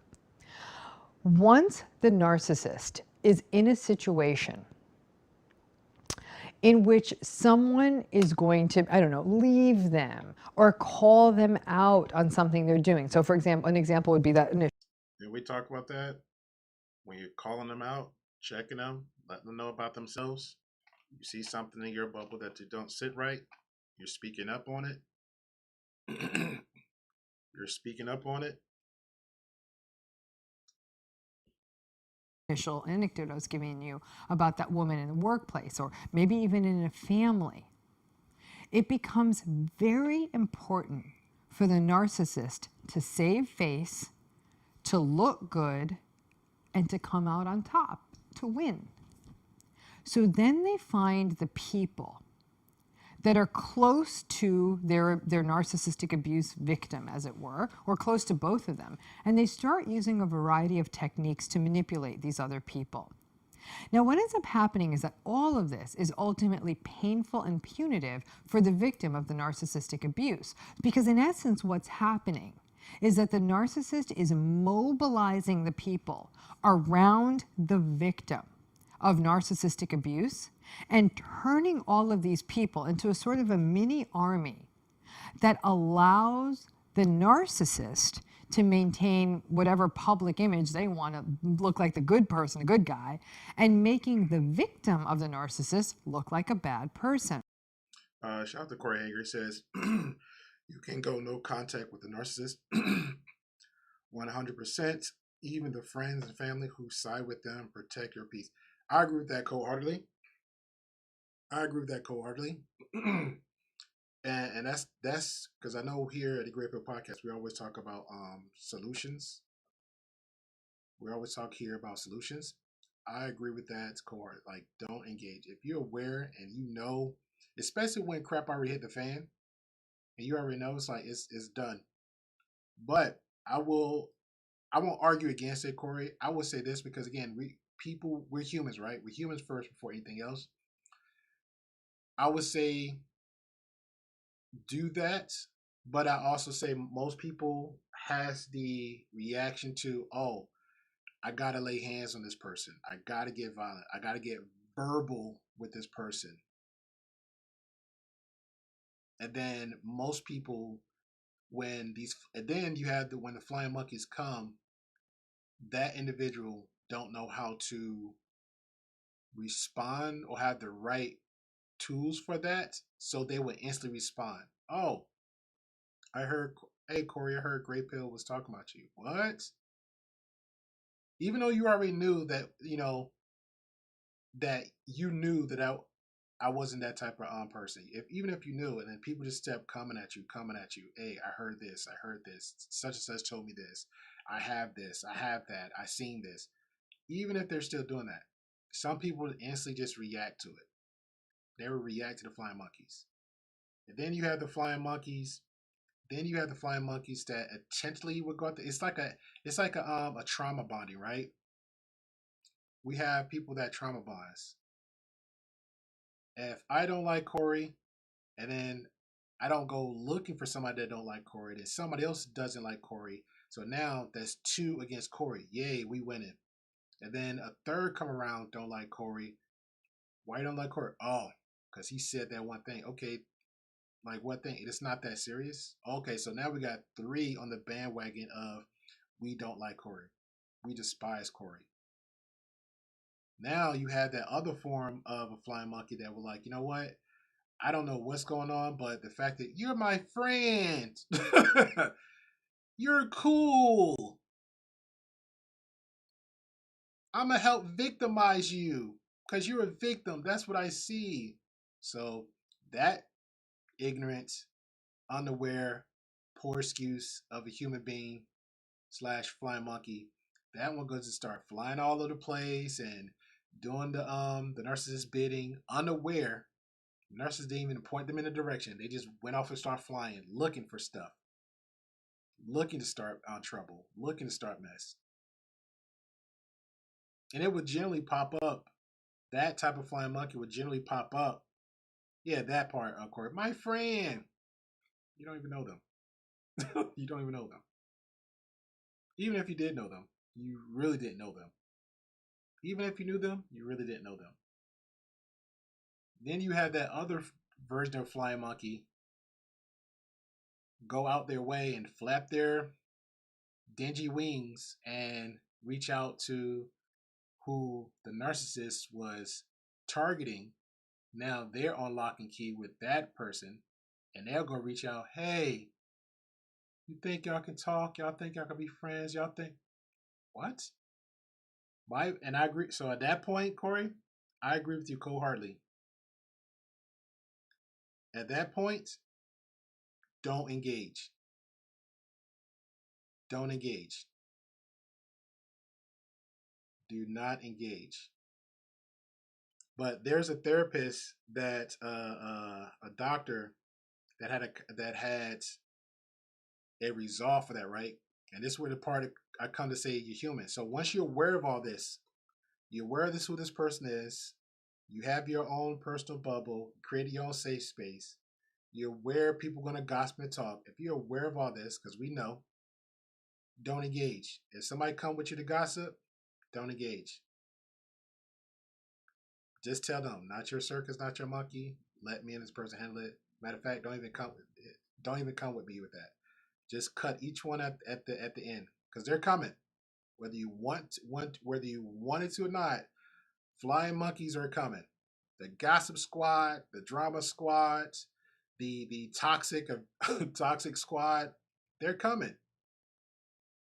The one who want the tea, they're coming. Don't engage. Don't even respond. Because in my experience, when I've done that to a few and I didn't respond, now that flying monkey switched over to the other side of the flying monkeys. Now they're the gossiping flying monkeys. They're the friend of my friend with the enemy. Now, because you didn't engage and respond to gossip and malicious behaviors of another person bad mouthing you or talking about you, now they're going, oh, he don't want to respond to me. She don't want to respond to me. I'm trying to find out what's going on. I thought we was friends. I thought we was cool. I thought you was the homie. Not coming to me about gossip, you're not.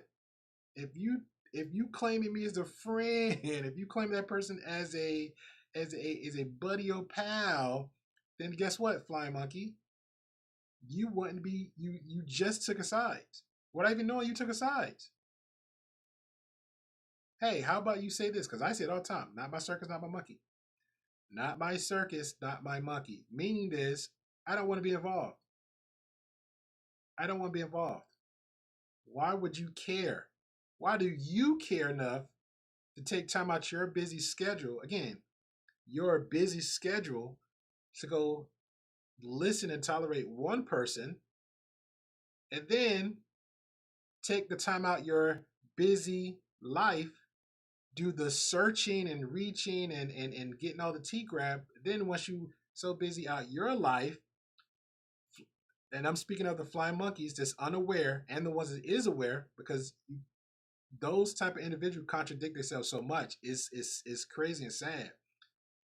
But out your busy life, you got so much to do, the kids, the family, the career, and everything else. But then you take the next third step out your busy life to reach out to said individual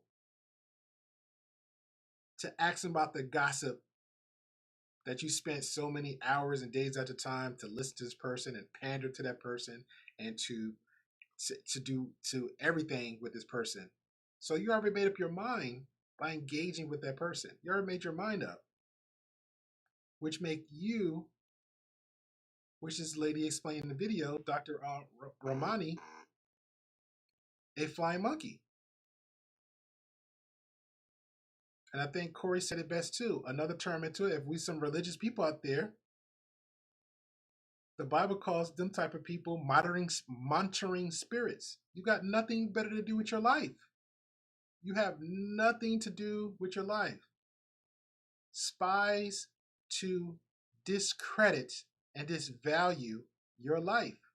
You have nothing better to do with your life. But at the same time, you so busy. At the same time, you got so much goals and careers and families and daughters and ex-wives and second ex-wives and first ex-wives or ex-girlfriends. You have your own baggage to deal with, but somehow you got those type of flying monkeys have so much time out their busy schedules to flap their wings on the strength of gossip and something that a narcissist done. And I'm talking about the ones that's unaware and the ones that are aware, which makes it become very desperate, make it becomes very sad, make it becomes very diminishing of your character. So yeah, I agree with you wholeheartedly, Corey Hager. Those type of people, once you see it coming, don't engage, don't respond, don't send a text back when they say, "Oh man, hey, this happened. You want to talk?" Don't respond. Don't respond.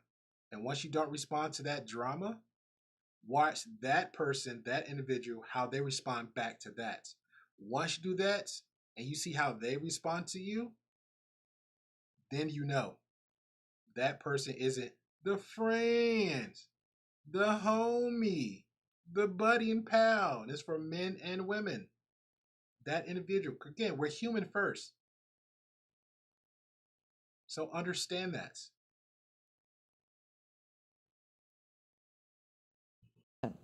And what happens is it results in that the victim of the flying monkeys also loses their usual sources of support because they've been recruited by the narcissist to do their bidding. And the victim of narcissistic abuse is now gaslighted by people that they thought they could count on, Yes. and traditionally who were there for them. It can feel for the person who's going through the narcissistic abuse as though they're being gaslighted by the entire world.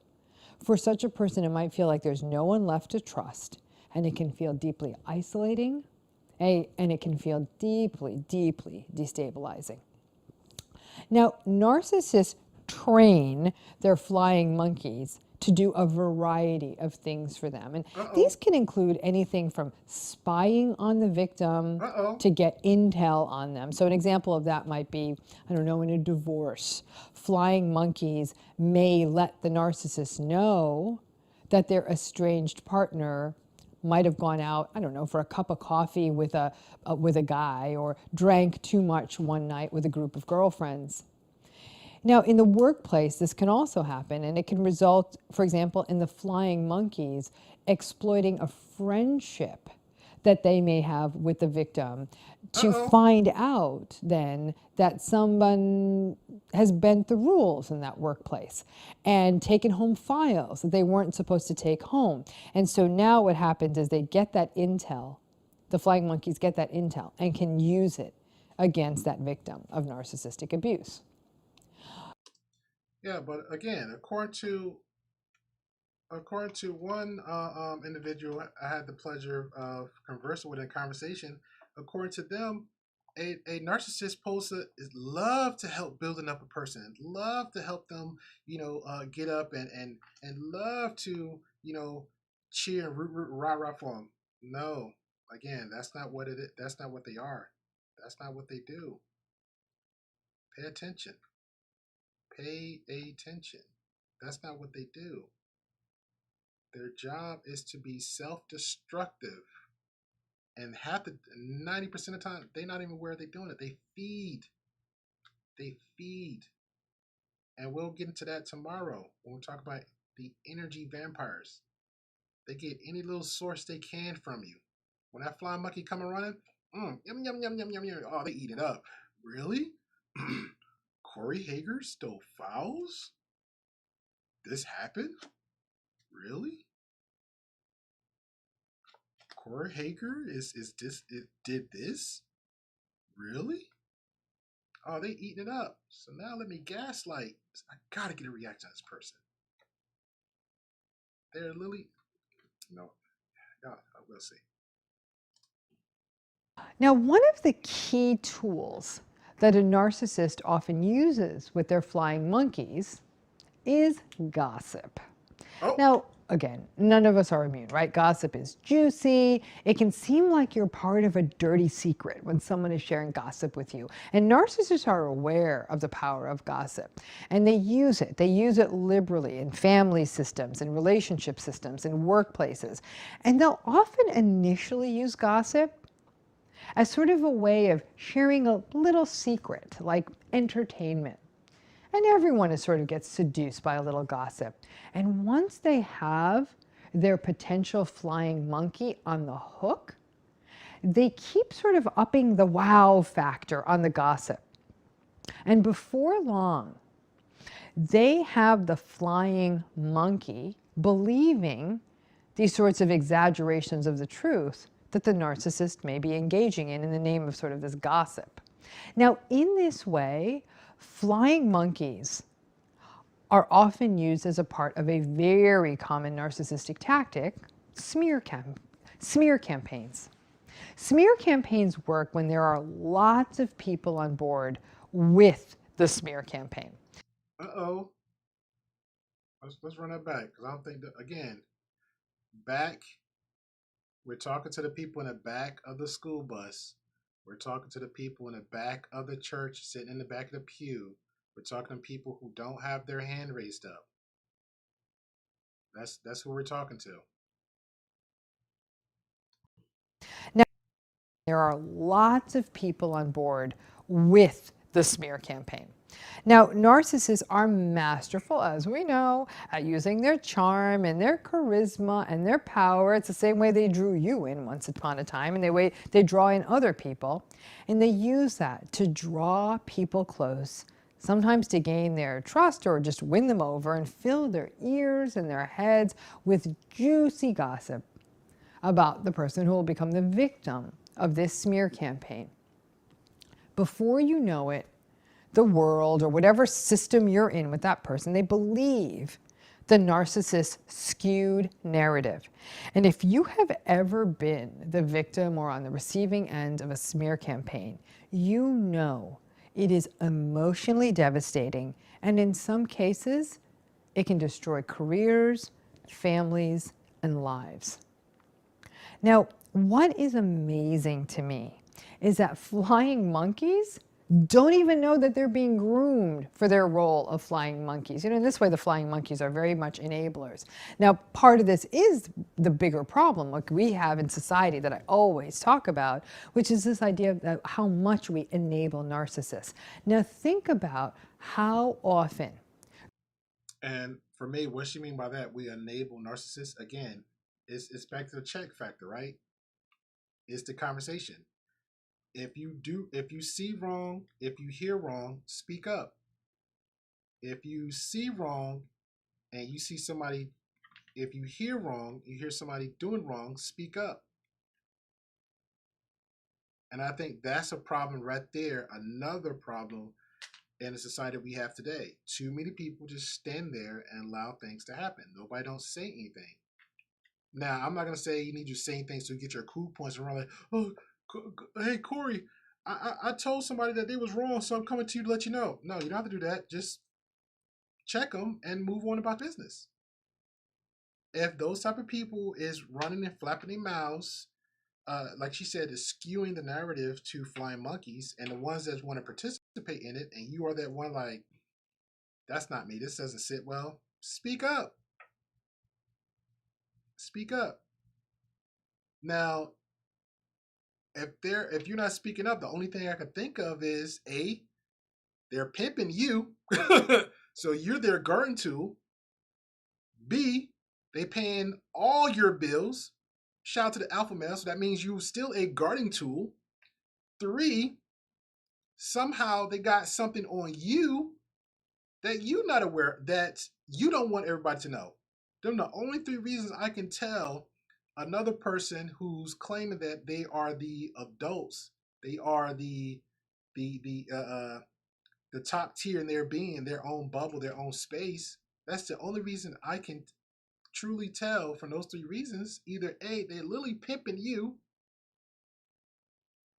they're paying all your bills, so they have control of you, or 3, they have something on you.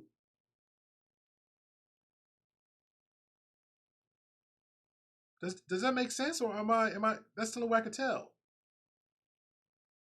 If I'm saying something in a group of people amongst my own, developing my own flying monkeys, that everybody on the hate bandwagon of Corey Hager, and shout out to you, Golden Renaissance Productions, and Golden comes in and he's listened to it and he speaks up. No, number 1, Corey's a good dude. I never seen his character like that. And 2, why are we talking about Corey when he's not even here? That's what you're supposed to do. Or better yet, talk directly to the person that's bringing up the conversation. Hey, if you have a problem with Corey Hager, why don't you go talk to Corey Hager? Why are you, I don't know any of you. If you're lying, why are you talking about this man behind his back? Why are you talking about this one behind their back? Why would you even do that? Now, once you say that around everybody else, now the flying monkeys, caw, caw, caw, they scatter. They scatter. They scatter.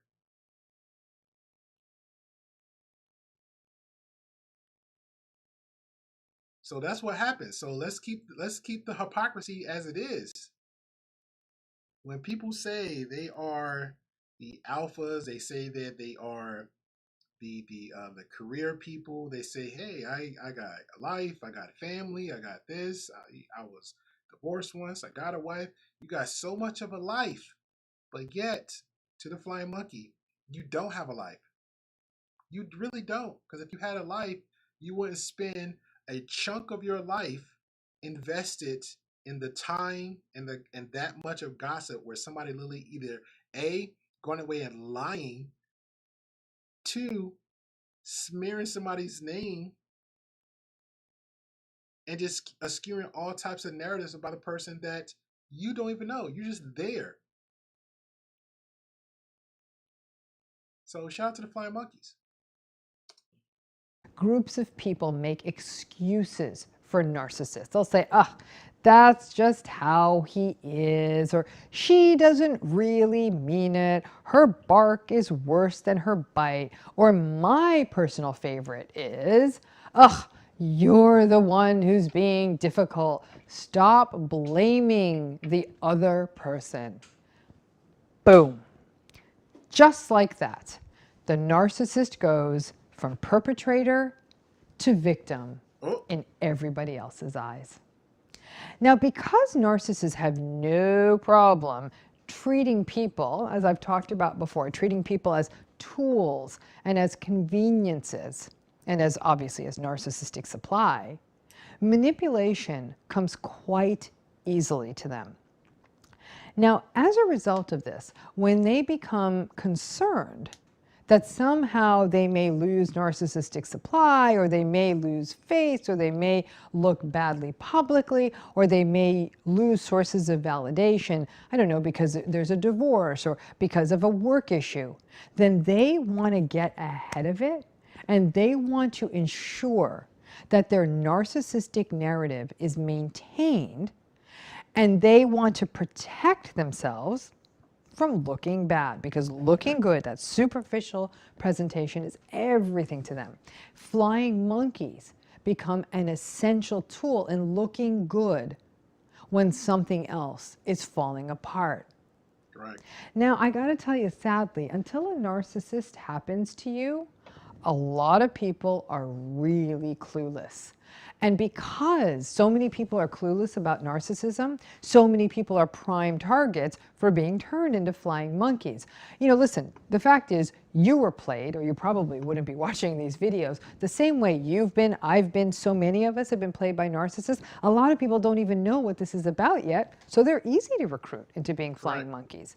Right. Now, the most challenging part of the entire flying monkey dynamic is that it is incredibly isolating and alienating, and it feels awful to feel like you're alone in this struggle, especially when you think there are other people who are going to support you and aren't, and then have to recognize that your entire truth has been stolen from you. And it's devastating to witness the people you thought were your friends, your family, your close colleagues, your confidants, to be able to just turn on you like that. Watching someone be recruited and converted into a flying monkey can really feel like a terrible betrayal. That on top of having endured the narcissistic abuse. Now, the most horrible part of the entire flying monkey dynamic is the victim blaming piece of it. Now, remember, narcissists are masterful at painting themselves as victims. And as a result, they are able to convince their flying monkeys that the narcissist is the victim. And then the flying monkeys turn around and they will blame you for victimizing the narcissist. Those of you who've been through this flying monkey dynamic, and Which is crazy and bananas. Crazy and bananas.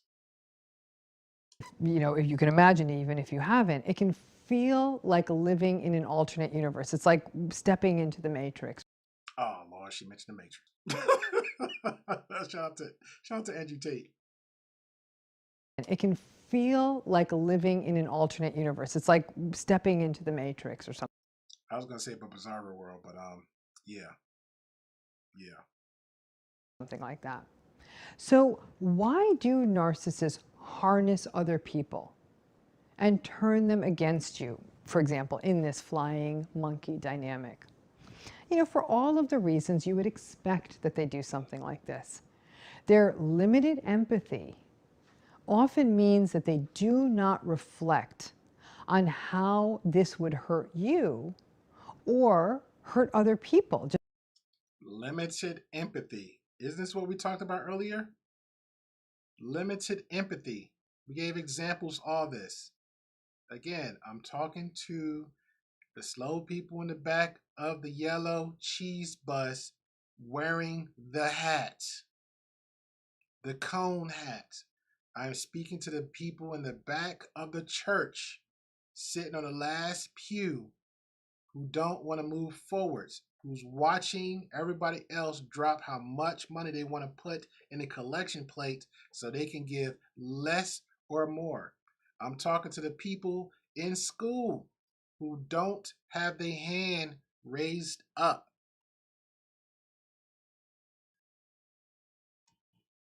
Just that they're often breaking up a system or a group of people. People who are narcissistic or toxic are almost blind in their pursuit of validation and of narcissistic supply. So flying monkeys are, in a way, they're cornering the market on all of that. Yes. Narcissistic personalities are also very, very vindictive. So flying monkeys become a tool to engage in that kind of vindictiveness. Because what they're doing, in essence, is burning the sources of support, burning your sources of support, and once again, isolating you, which is a much easier position in which to abuse someone. In addition, narcissistic people do thrive on chaos. So flying monkeys contribute. They thrive on chaos. But again, I repeat, me hearing that phrase, this person narcissist, that person narcissist, when they don't know. And I'm still having a flashback when somebody made a claim, a narcissist is a person that helps, that builds somebody up, that cheers and root them on. No, it is not. We gotta stop saying words and don't understand the definition of it. I personally, over a year ago, people was throwing this word like it was Christmas candy.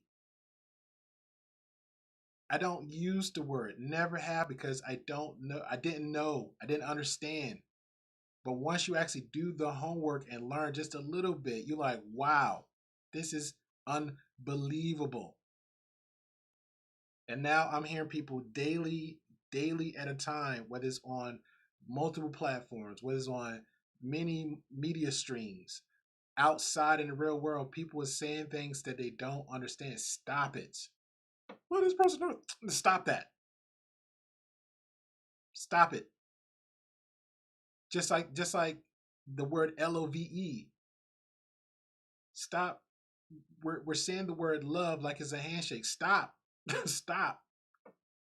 If you don't understand the meaning of something like that, as strong and powerful that word is, don't say it.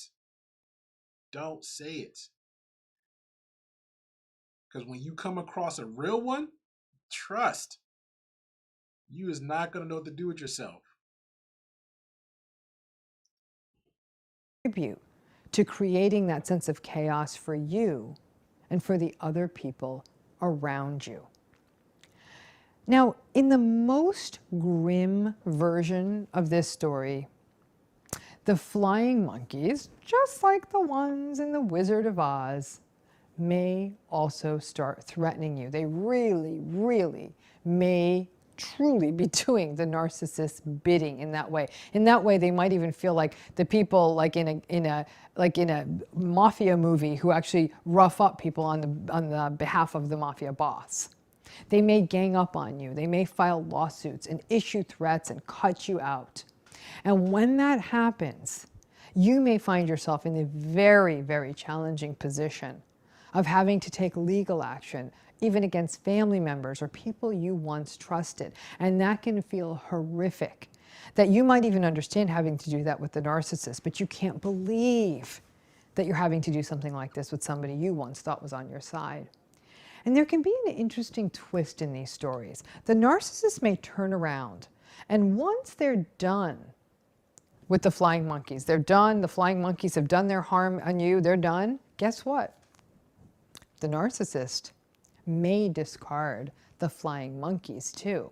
Now that is an interesting day, and it's often a rather sad one.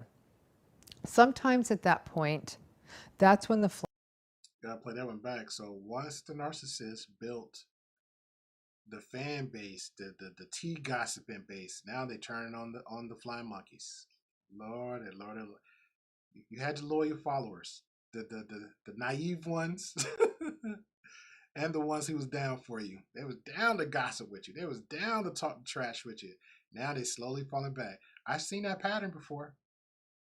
I'm telling you, I've seen it. They built up the flying monkeys, talked about, I'm going to use Corey Hager example again. They talked about Corey Hager for like a dog. They went out flying, they flapping wings, bringing back all the tea and gossip to Corey Hager like a dog. He ain't no good. He ain't nobody. Try and have conversation with Corey to get some more tea and gossip. Corey like, no. Corey just bobbing and weaving. Corey just bobbing and weaving. I'm not engaging in this. I'm not engaging in this. Now, when the narcissist starts showing the true colors, not getting that good supply consistently, because now they got to move on. They got to move on. Now the flying monkeys that was on multiple streams talking about them, all up in public at work gossiping, out in the streets talking. Now they're just slowly not there no more. Why are they not there no more? Why is the flying monkeys not there no more? Oh, either she's showing her true colors to you, saying some stuff that's triggering you, raising red flags for you. Maybe they're doing the same thing they did to the person I was just talking and gossiping about and bringing the information to that person. Now they're doing it to me, the flying monkey. But why? Why are they doing it to me? I was your loyal, gossiping, garden tool, manipulating jiggerbug. And I'm making up names here. I was loyal with the gossip. I was loyal with the tea. I was loyal with all the receipts. I had you. Why would you turn on me? I'm seeing how you treating this person. Now you're treating me that way. Why? Why? I don't get it. Because this is who they truly are.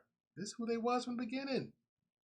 But you were so much on the trauma bonding, on the hate bandwagon, you had issues too.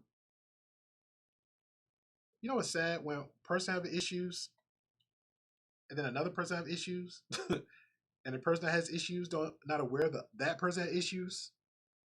Like, I know, you know, I know, you know, I know, you know. Flying monkeys may recognize the truth. And your flying monkeys may even come back around to you feeling rather contrite. They may even be genuinely apologetic. But after being hurt by them, after being betrayed by them, it's really up to you to consider whether you want to stick out that olive branch.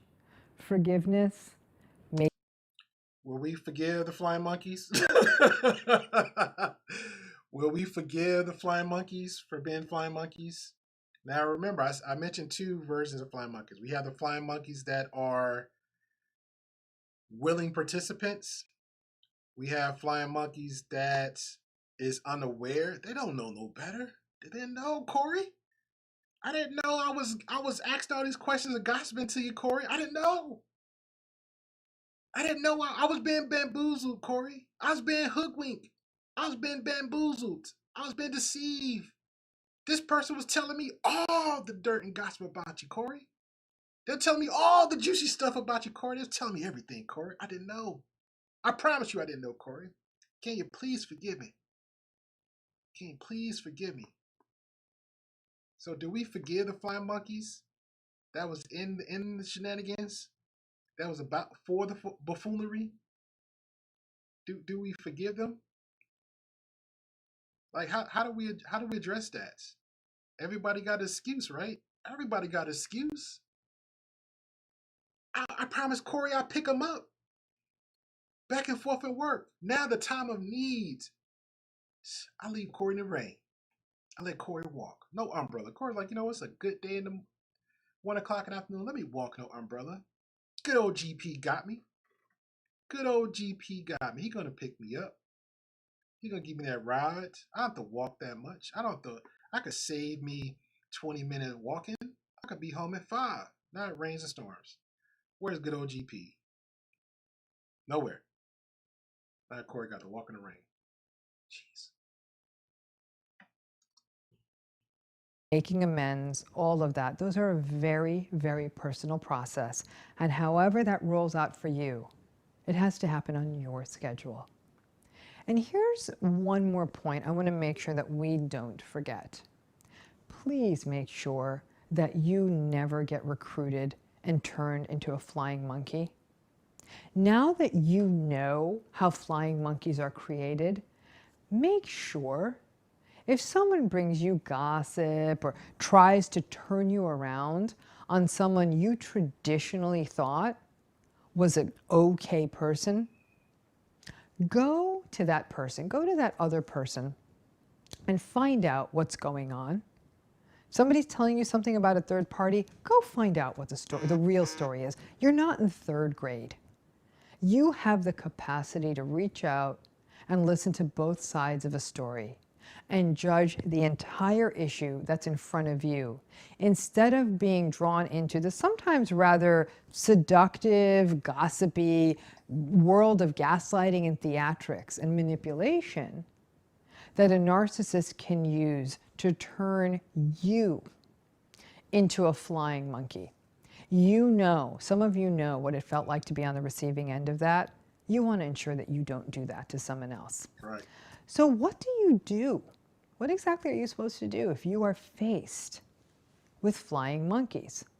First, I'd tell you, definitely don't defend yourself. It is so tempting to try to explain and defend yourself to someone you once trusted. But I hate to say it, it's almost like one of those sci-fi movies where somebody kind of gets a chip put in their brain and they're converted into the alien race. Once the narcissist has their ear, it's like they're now converted into a cult and they can't hear or see straight.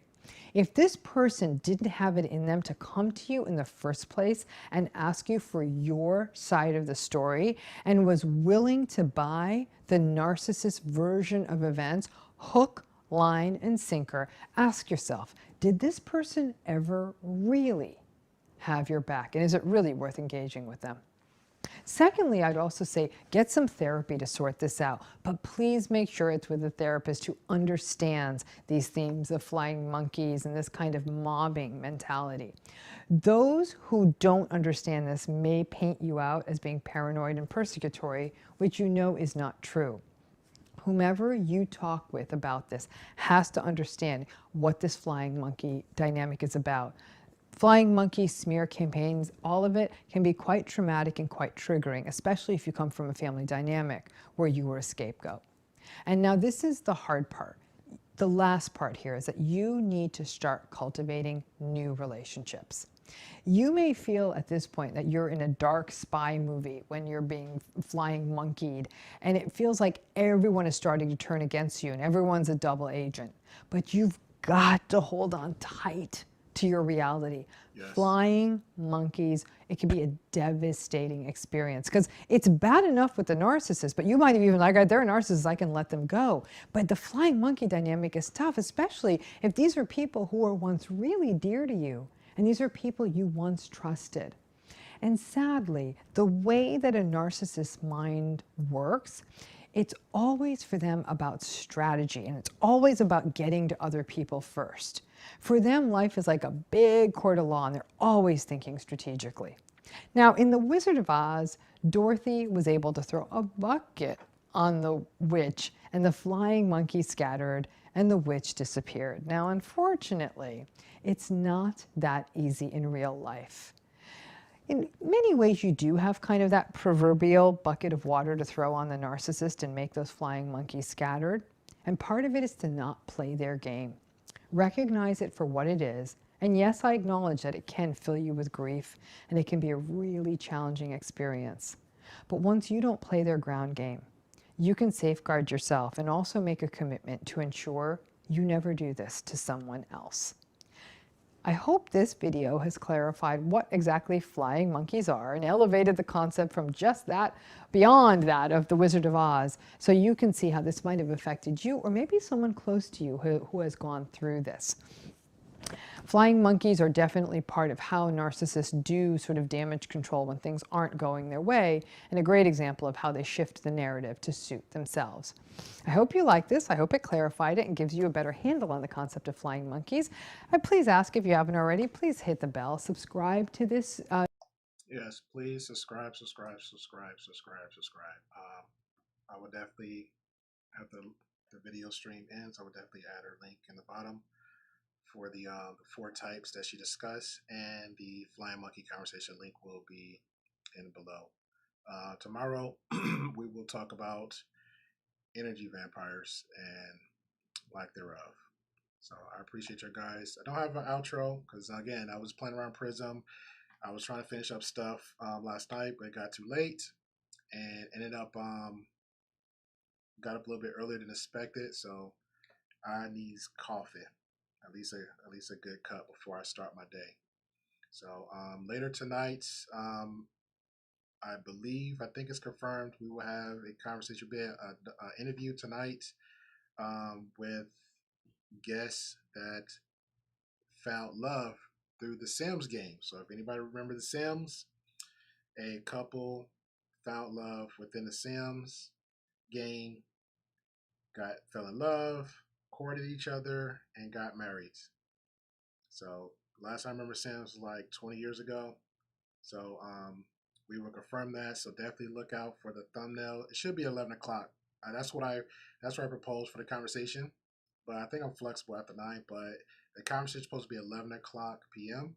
If we can get a little bit earlier for everybody on this side of Grey Pill Podcast, we're gonna do that. So if you're not familiar with the Sims game, it was an old game. I guess it's weird. It was an old game where people like form a relationship and bonds, whatever. So they actually built a relationship and had a relationship, met on the Sims game, online game back in the day, dated, courted, and got married and been together since. So that conversation will be confirmed for tonight for that interview.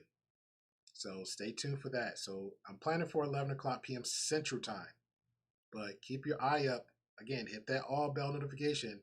So it may be earlier, but definitely 11 p.m. Central Time. So I thank y'all guys. I appreciate you. And catch you next one. Till tomorrow.